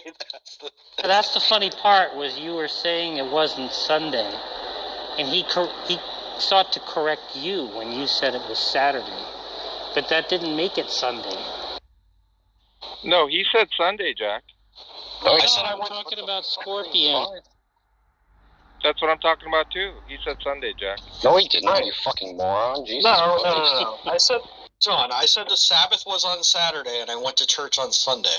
That's what I'm talking about. And then you said, I asked you if you observed the Sabbath. I said yes. Right. Yeah, That's what I'm talking about. Yes, you observed the Sabbath. What church or what day of the week did you go to? That's what I'm saying.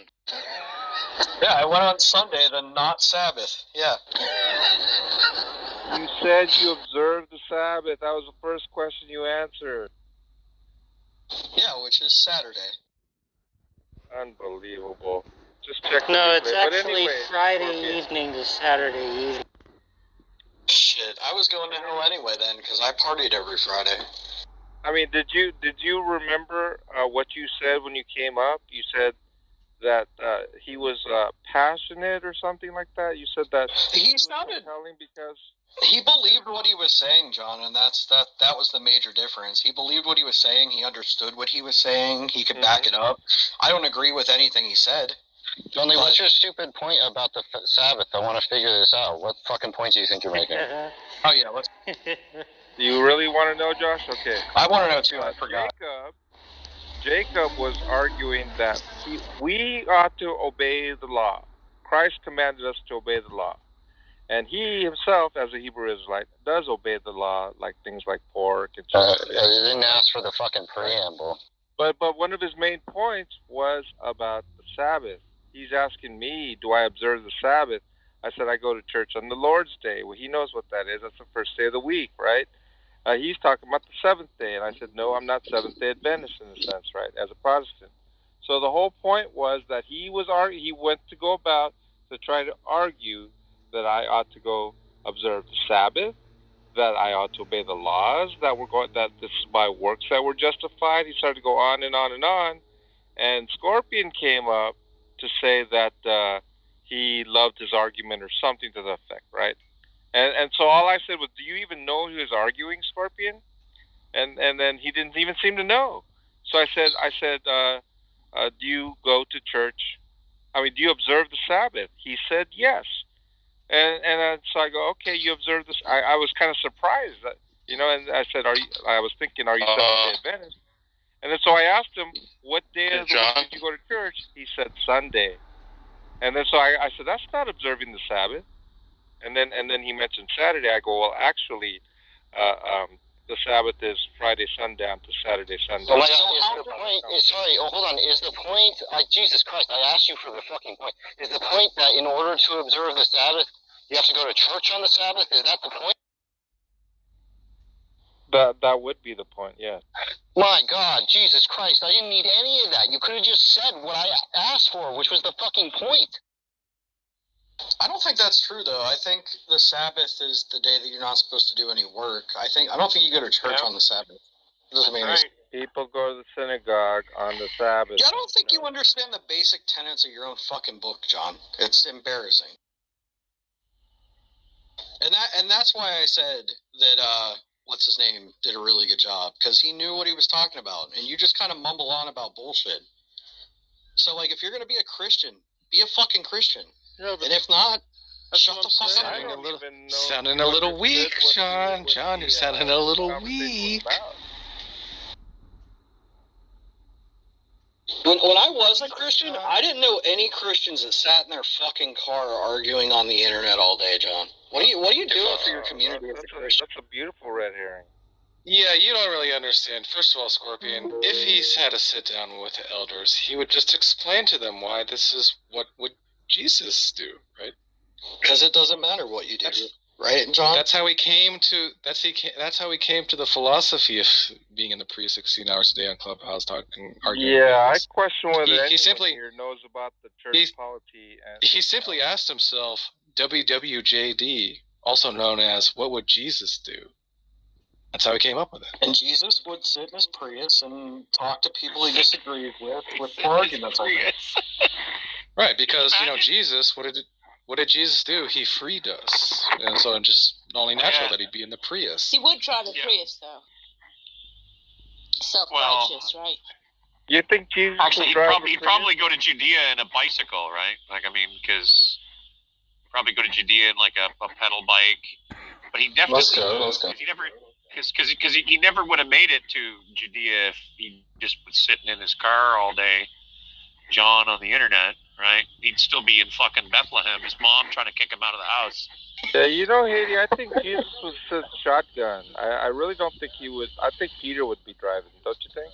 If Jesus was here, he'd slap the shit out of you. Yeah, but no. Jesus would take the wheel at one point. Jesus would totally take the wheel. I don't know. Maybe John believes in those Rambo Jesuses. You know, the really big tough Jesuses, the tough big bicep white guy Jesuses that like drive a muscle car and shit. White. No, I like take a that machine back. gun. I think he would.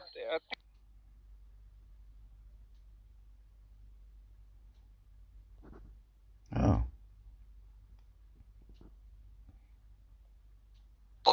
Tongue here because I did mock the hell out of that crazy girl that was in here earlier, but I don't think she has beliefs. I think she's just crazy. You don't mock atheist beliefs? I am an atheist, remember? Oh, I didn't know that. My bad.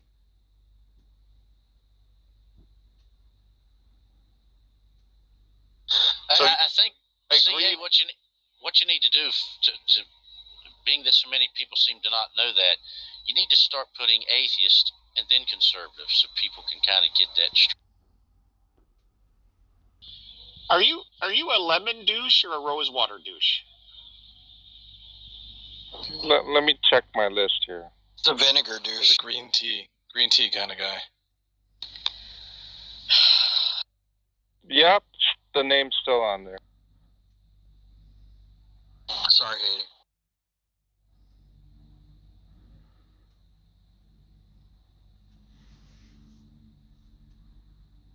Yeah, there's some things that Darth does that's worthy of emulating. Not slick, too. You interrupt me, I'm out of here. Was that your Darth? No, I was a poor Matt Slick. Oh, actually, it wasn't bad. That's. But what is it that you're saying that he does right? Because Darth does that as an excuse to not engage people. Are you saying that's what you're doing? Well, I mean, you can characterize it that way. Excuse to not engage people. Yeah, I'll accept that. Wow. Somebody give him a Well, we need to double check something. You understand what you're accepting, right? You're basically saying that you use at best a dishonest tactic to keep from facing people who may or may not have good points to make. You get that, right? John! He doesn't like me. He's scared of guns. Johnny! Theo's here.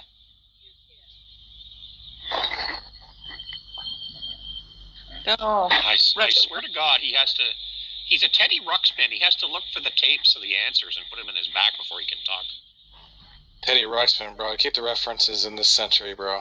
Come on. What the hell do you know about this century or the last one? You were This cloned. Teddy Ruxpin? Come on, bro. Nobody understands. Millennia. This. That makes it fun. Is that like a Canadian? You never heard of Ted? No, I actually haven't. No. Who is he? No, It's it a doesn't, teddy- doesn't matter. It's a teddy bear that you put cassettes in his back, and he would talk to you. And tell you stories. What, from like the 1920s or something? No.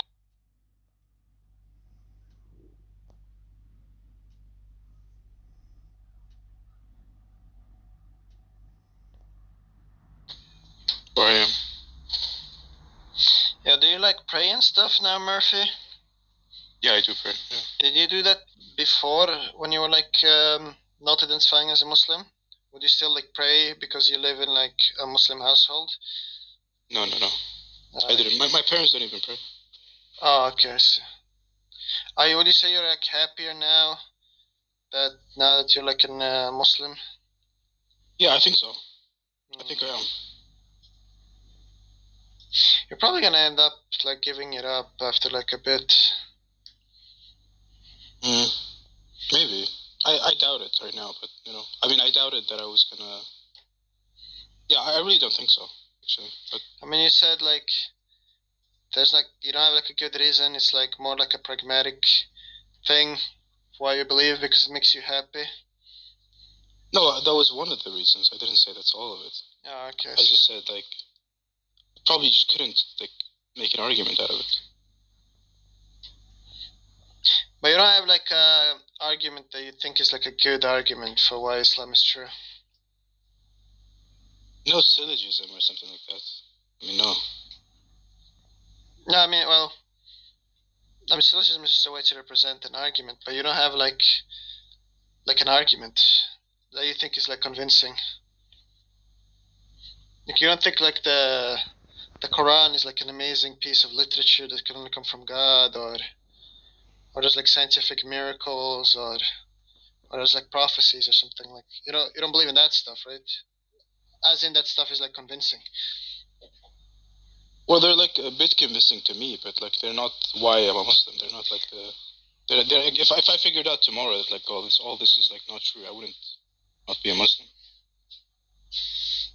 What do you think is the most impressive thing when it comes to like whether it's like the literature, like a literacy miracle, or like scientific miracle, or prophecy? What do you think is like the most impressive thing?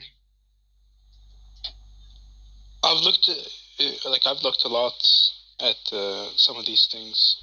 Well, I'm sorry, I meant to say like I didn't look a lot at these things, but one of the things that I did look at was, interestingly, the number of days in the Quran is like 365, and the month is like 12.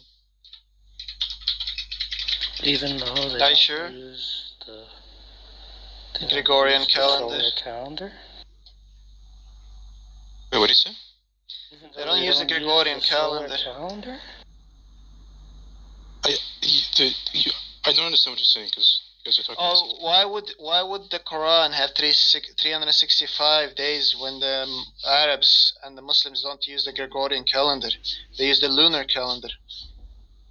Oh, I don't know. I'm not sure.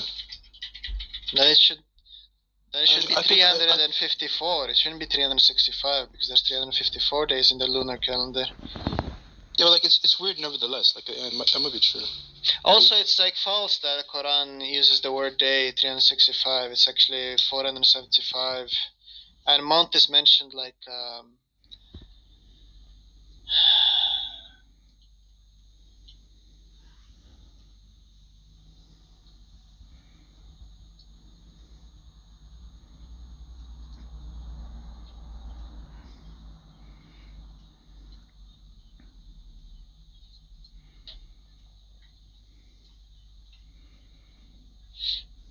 I looked into like the day thing. It's like when it's not in plural. I think that's when it's like 365 days. The month is 12. And then like man and women is mentioned in equal amount. And which version of the Quran? I'm not sure. Are there like different versions?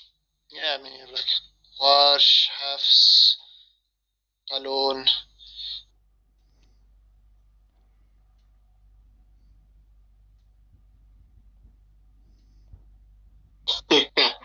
He's not gonna get it. He was in a room with Sasha and Darth this morning, and he was like, "Hey guys, Tom and his crew got me tripped up on conceivability." And then Sasha, I don't remember exactly what Sasha said, but then John was like, "Exactly, you understand Probably my sided point." with probably sided with John because Sasha doesn't like me. But she did. Yeah. To be fair, yeah.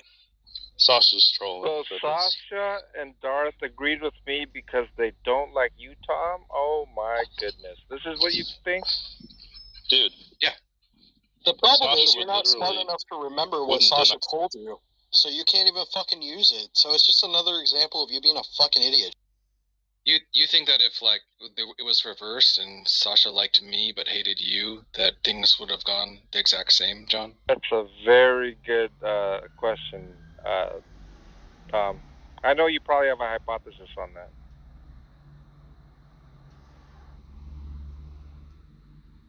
Truth be told, Sasha could probably argue decently for either side.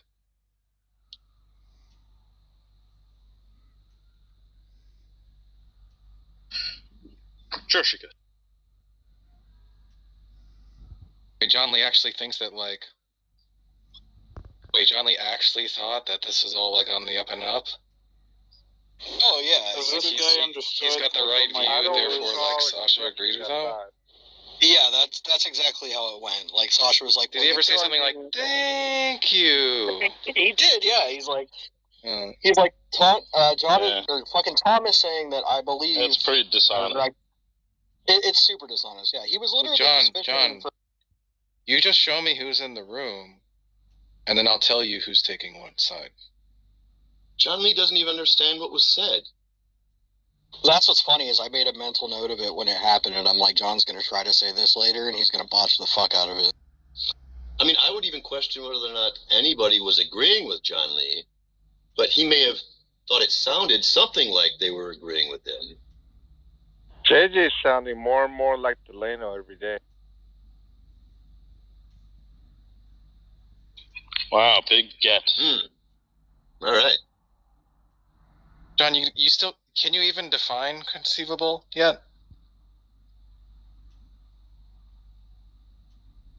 I believe I defined it at least 4 times yesterday. Was your definition able to be conceived? Well, that's true that he did define it 4 times. The issue is that he defined it 4 different ways, 4 different times. So it wasn't really helpful. So wait a minute. In order for Sasha to agree with you on your view, whatever that's what people are saying, wouldn't she have to know what you mean by conceivable? So what was the definition that was presented to her? I don't think you probably have to check the replay. They were fucking with John though. Like it was obvious that they weren't actually trying. No, just tell me straight up. Was there even a definition ever given? Not that I remember. Yeah, I doubt John Lee gave. That's weird. So how could Sasha be agreeing with you when she doesn't even know what you mean by conceivable, John? So transparent, John Lee. Well, it was definitely really discussed and analyzed. That's good. Discussion is good.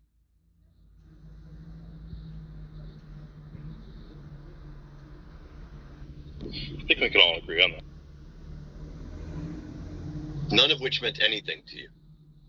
Do you think if like Sasha and Josh and Jack like organically got into a conversation and they started talking about your view, it wouldn't like within 1 minute be like Sasha saying, well I know what his view is bullshit. I was just saying like, it could have been like maybe this or something like, and then they'd be like, oh, okay. You don't think that's what happened? Well, I can't think of a single time that Sasha and I didn't understand what we were. We may not have agreed with each other, but we understood what each side was arguing.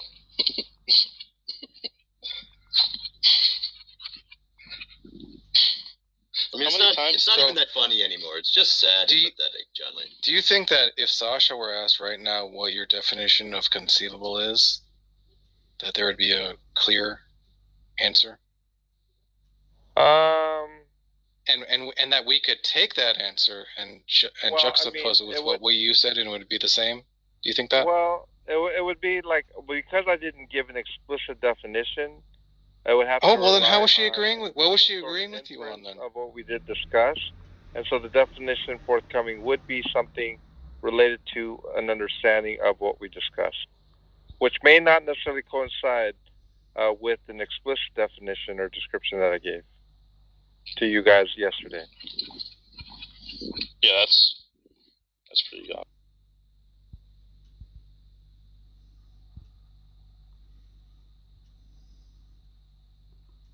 Very informative. John.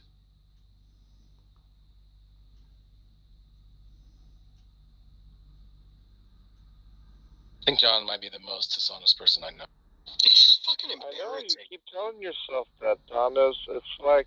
It's not Tom, John. Nobody in this room thinks that you're honest. Everybody thinks you're a fucking shithead. Why is that, John? Is it because he's not just telling himself. He's telling it to the whole room. Anybody listening. Well, Tom, let me just a cursory glance.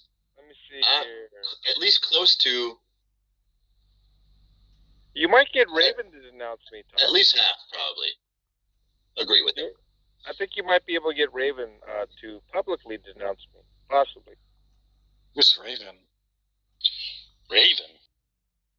I don't know. Raven Tom. That's so Raven? Who is Raven? No idea. John, who's Raven? Raymond? Is it Raymond? Rain Man.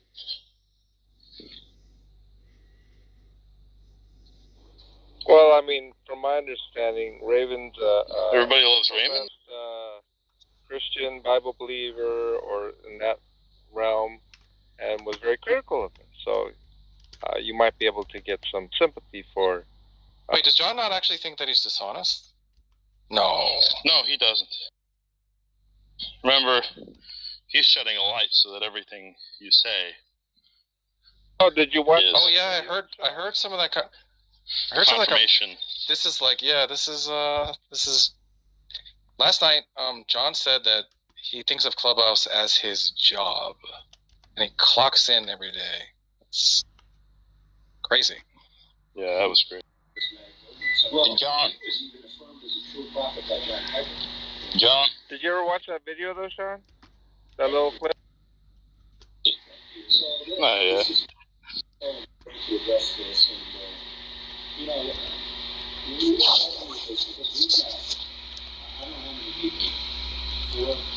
John, what is this clubhouse about?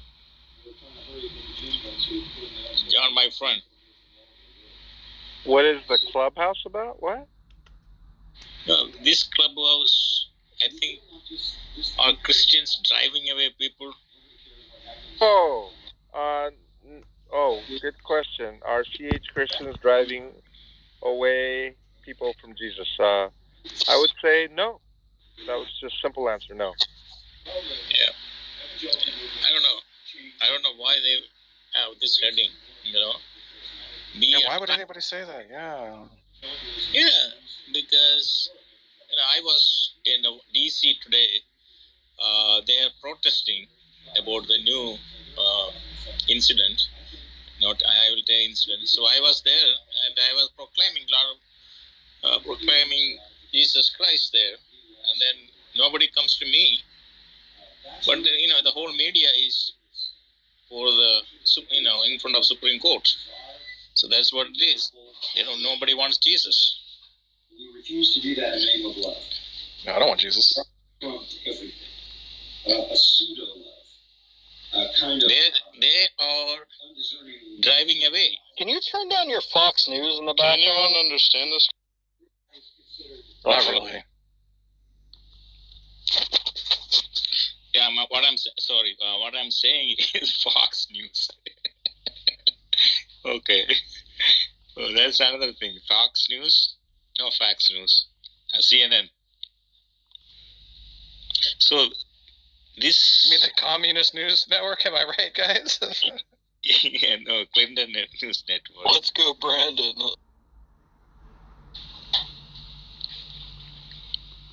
the way, whose room is this one? This is Jane or Heidi, or whose room is this? Or Tom?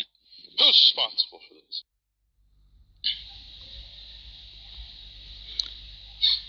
So we are trying Gotta be Tom. We are trying to attract Jesus, and we are never drive people away from Jesus. I couldn't believe that. Have you met John? You don't believe that? Because I'm a straight preacher. That's my sign. Did you see my sign? I'm holding with the. Oh my God. That's cool. Yeah, I go to the police officers wherever I can go. Supreme Court, wherever I am. I don't care. Wherever crowd is there, I will be there with my signboard. And then what does your sign say? People are they don't want to listen. What does your sign say? Hell yeah, brother. Yeah, you saw my signs, and I'm holding my sign. You know what your sign says? Brother, look at. No, I can look at it. I'm just wondering if you know what it says. Be saved, repent, believe, and live for Straight Jesus. to the point. I like it, man. Yeah.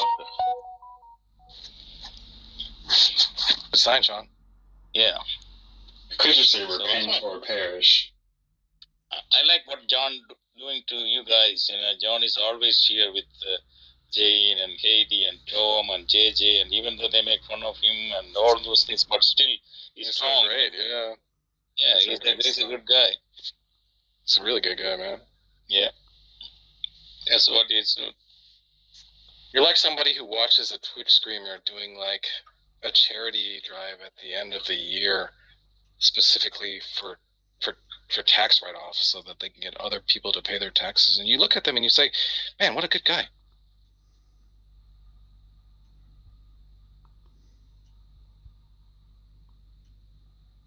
Look how nice he is. I used to donate for tax write-offs, Tom. What's wrong with that?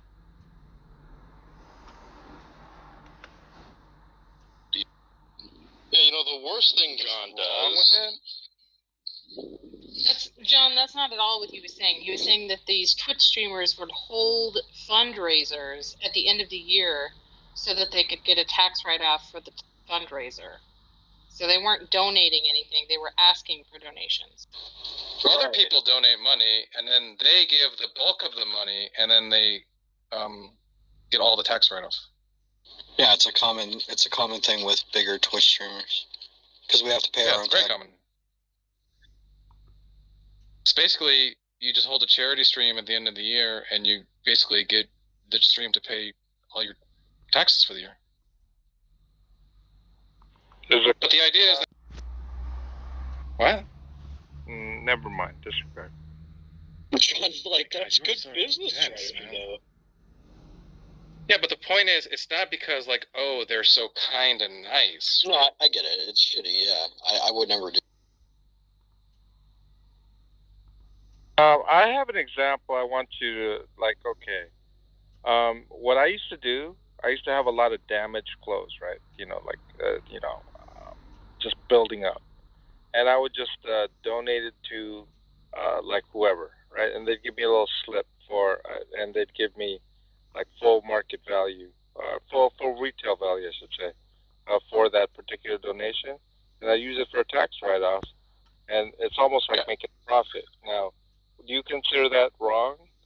It did go to a good cause. I mean, you're already getting shit twisted with this like wrong word. I didn't like. If you're saying that, then you're just like missing the entire point of what I said. You made some comment about someone like doing something sort of. I forget what it even was, but you were the idea was like you were saying like, oh, what, like look at how nice they are because they're doing this thing that they are benefiting from and they are doing, and that's the entire motivation for them doing it. That's what I'm talking about.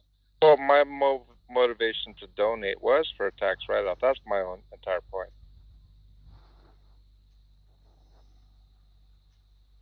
Yeah, so if someone were to say, like, oh my god, look at how kind and generous he is, that would be fucking stupid because that wasn't your intention. Right, and some people would say, wow, I mean, thank you for these donations. I mean, it's nothing for them to just write, a receipt.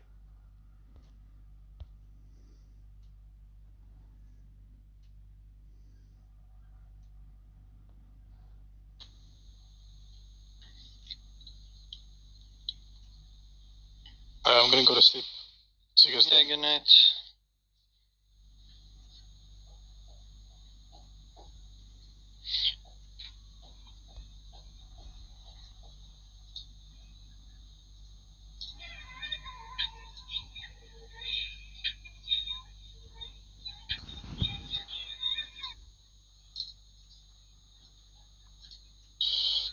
Jack, why don't you tell Richard to come?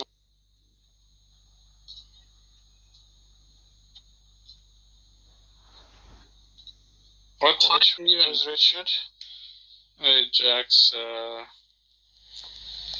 Jack's partner in.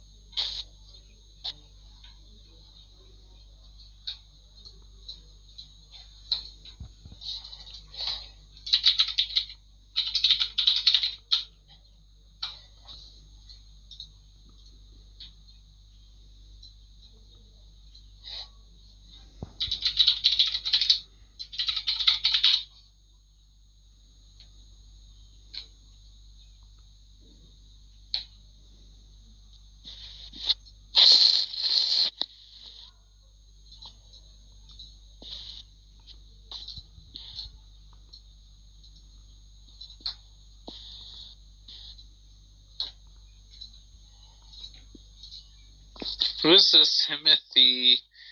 This Timothy guy is like an actual dick. Isn't he like a Discord person? No. Not at all.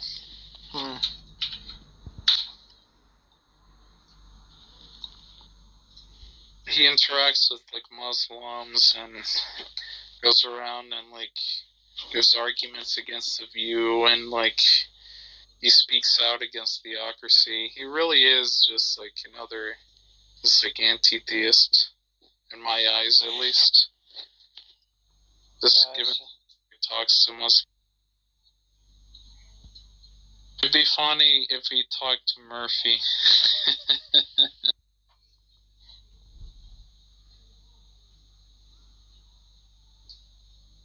the two LARPers meet.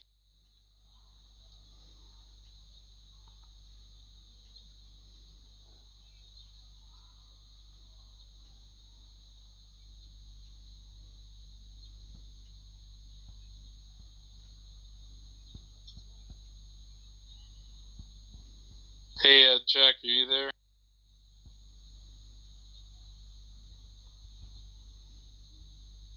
Jack, I think the British guy said that he might not record me anymore.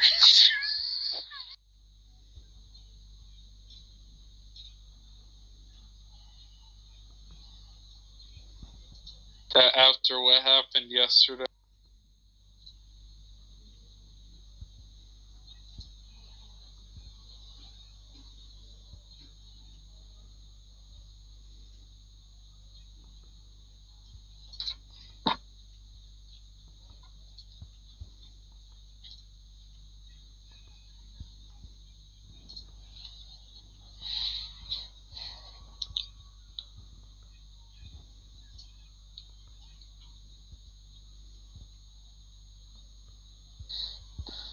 Why aren't more people joining? This is...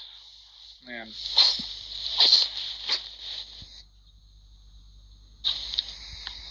Probably would have been better to do it in a club room or something. Matt Yester is in a room with Derek Lee. Oh my god.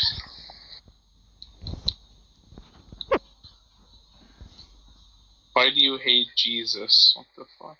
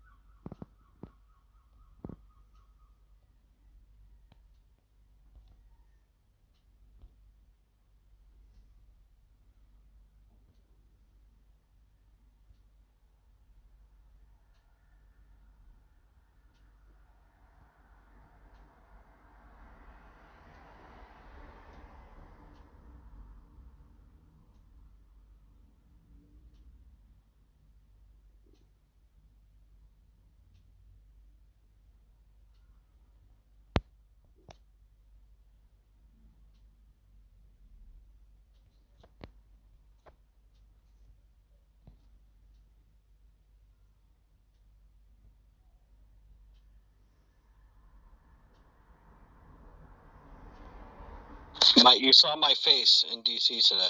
Yeah. You mean like a devil picture, but for that specifically? Oh, that's Christian humor. Hey, Bubba says, That's a joke? What about the Trump legacy? Yeah, I said I look like, he was trying to say I look like the devil. No, I didn't say People says, what do you think about the lip? Oh, am I right? Oh. I The left can't mean, bro. I didn't say that. I'm not a judge. I cannot judge you. I have a lot of mistakes and problems, you know. So what did you mean you saw Scorpion today? Yeah. What do you mean? Just like your picture, there are people.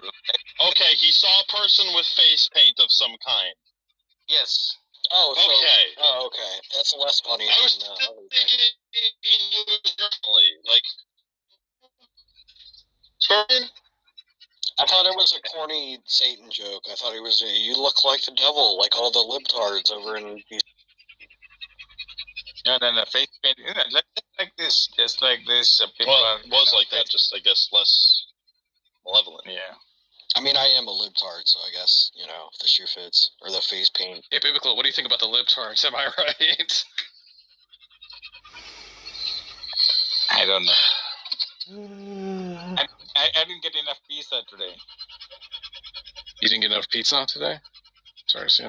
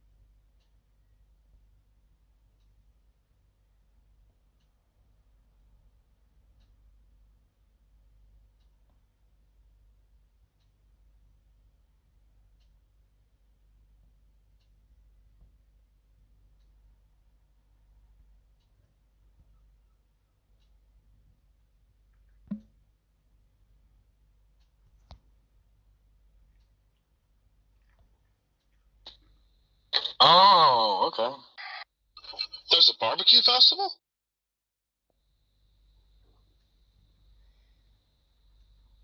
I'm only going if we can own the libs.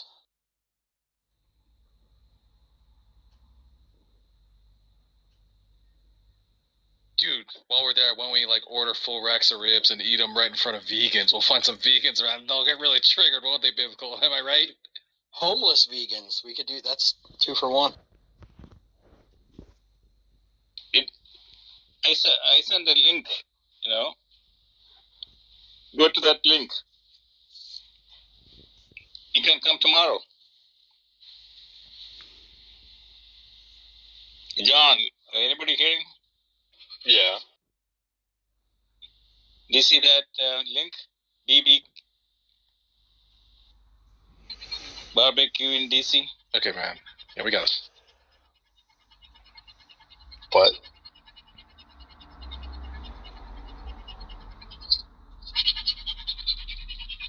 Biblicist, are you a Calvinist? Yes. Yes, sir. Yes, ma'am. Why you asking?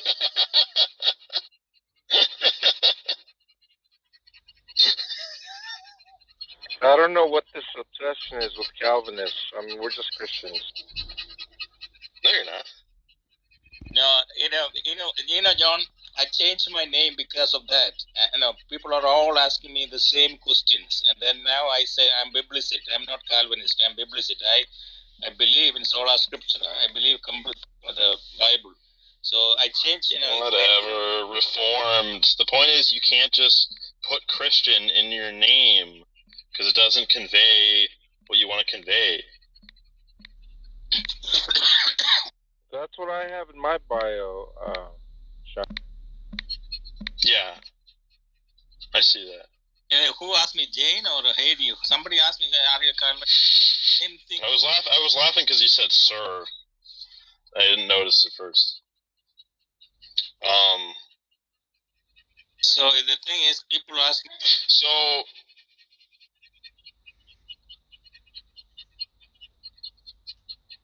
people always ask you, what? Are you Calvinist? And then how come a Calvinist is preaching gospel outside? You guys are elected. You don't believe in. That is a great question. Yeah. No, that's actually a stupid question. That's a great question. Because we come to know the Lord through hearing the word, right, John? So we have to hear the word in order to come to the Lord.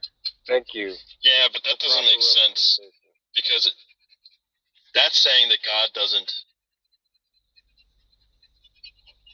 couldn't draw people to Him without using people as a mouthpiece.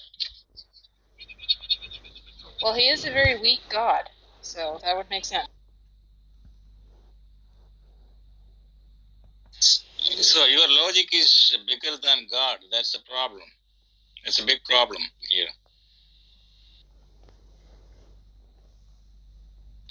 Our logic is what? Your logic is bigger than God. Can you hear me? Oh, bigger. Yeah, I heard you.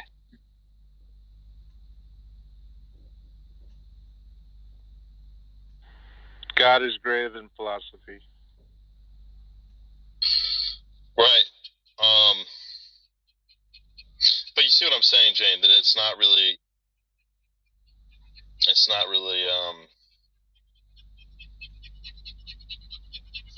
yeah, I mean, you would think an all-powerful, all-knowing being could just zap the knowledge into your brain via revelation.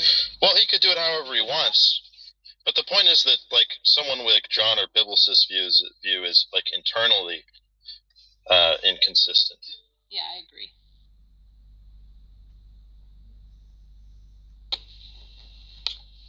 Somebody wrote Calvinism is Catholic light. I don't understand. So what does that mean? I need to know. Well, wasn't Calvin a Catholic? No, there's a Catholic.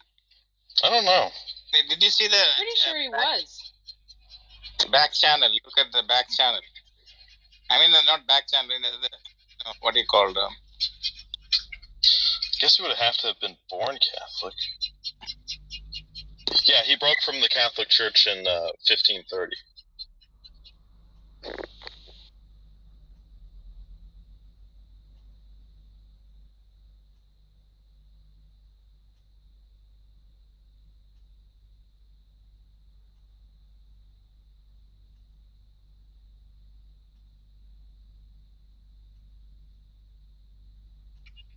So maybe there's some connection there. I don't know. Don't know, biblicist.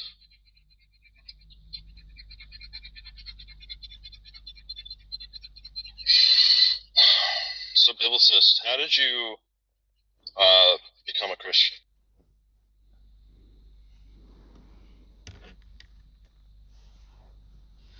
I'm born and brought up in India, and the Indians, our Christianity is as old as Christianity in the world. The disciple of St. Thomas came to India AD 52 and spread the gospel in India, the southern part of India. So most of the Indians, 80% are Hindus, and 12% are Muslims, and still 2% are Christians. But they don't intermarry with anyone else. They are, India, there is a caste system, so they are separated. Most of them are Orthodox, Oriental Orthodox people, and they believe that their church is established. There are 7.5 churches were established by Thomas, who was assassinated in India, AD 52. And then his body was taken to Edessa, that is in the modern name is Turkey. So we are all, and Jewish people also in India, Jewish Indians. That's the only part where I come from, the southern part of India. Still, there are 10 families are alive. We are the only ones speak the language that Jesus spoke. That's Aramaic language. That is a dead language right now. Mm-hmm. So there's 2 places in the world right now speak the language that Jesus spoke. That's in Syria. That's called the old version. That's a place in. This is really taking the scenic route to the answer to the question, biblicist. Yeah. So I grew up in the Orthodox Church, and then all my life was not Eastern Orthodox, Oriental Orthodox Church, and then I never heard about Reformed Church, and then. When I convert, I have a terrible accident happened maybe 10 years ago. I'm a nurse. I'm coming from the hospital. So I fall asleep while I was driving. Oh my God, not again. Yeah. That's why I started my ministry. Coming from work, and then because you got home safe. You got home safely. Yeah, listen to me first. The thing is, what happened, I was so tired. I was Friday, Saturday, Sunday. This in YouTube. I put my testimony in YouTube too. Friday, Saturday, Sunday. I was on call. When there is when somebody called 911, I have.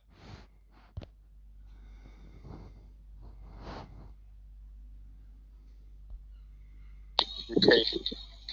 Understand what it's like for the statement? You understand? Oh my God, Troy. I don't know what you're saying. Saying that you understand the statement is saying that you understand what it's like for that statement to be true. I know what it means for the statement to be true. I don't know if is that the same as what it's like for it to be true? You're saying if it is, then of course I trivially understand contradictory statements. Wait, but hold on a second. When I say what it's like, I'm just going to factor in the fact about my psychology that's just going to from understanding that contradicting. Well, what you're talking about when you say meaning isn't factoring in anything about my cognition, right? You're just saying insofar as it's the cognition is relevant to the grasping of the relevant concepts in the arrangements that are presented. Okay. Yes, but other than that. But I'm granting you. But that's not the controversial part. I'm granting you that the statement is true out. Right. Okay. I'm granting you that. The part that I'm not granting is that somehow to say that any statement that is necessarily false can also be true. That statement alone is something that I can understand conceptually. So in other terms, when I say understand conceptually, is that I could conceive or maybe they have the cognition equipped to understand that contradiction. True, right? Sorry, one sec. you also contest that? One second. Okay. I mean, this really shouldn't be that controversial. So the particular contradiction you're looking at now is that there's something that's true and you're saying it's necessarily false? I forget. Something like that? Yeah, you have a statement where they say X is both necessarily true and necessarily false. Right? Okay. Let's just take a statement like that. Uh-huh. I'm going to grant you it's not even controversial to say that such a statement like that is true theft. Like I agree with you that's true. But it's false. There's nothing that are both necessarily right, true. Of course. Yeah. But the point is that when I say that you don't understand it. When I bring in the part of not being understood conceptually, there's some kind of just say confusion here, because on the one hand, meaningless could be used in a sense where the statement in question isn't true theft, but in the way that I'm using it, doesn't have to do anything with whether or not the question is true theft or not. It has to do with whether or not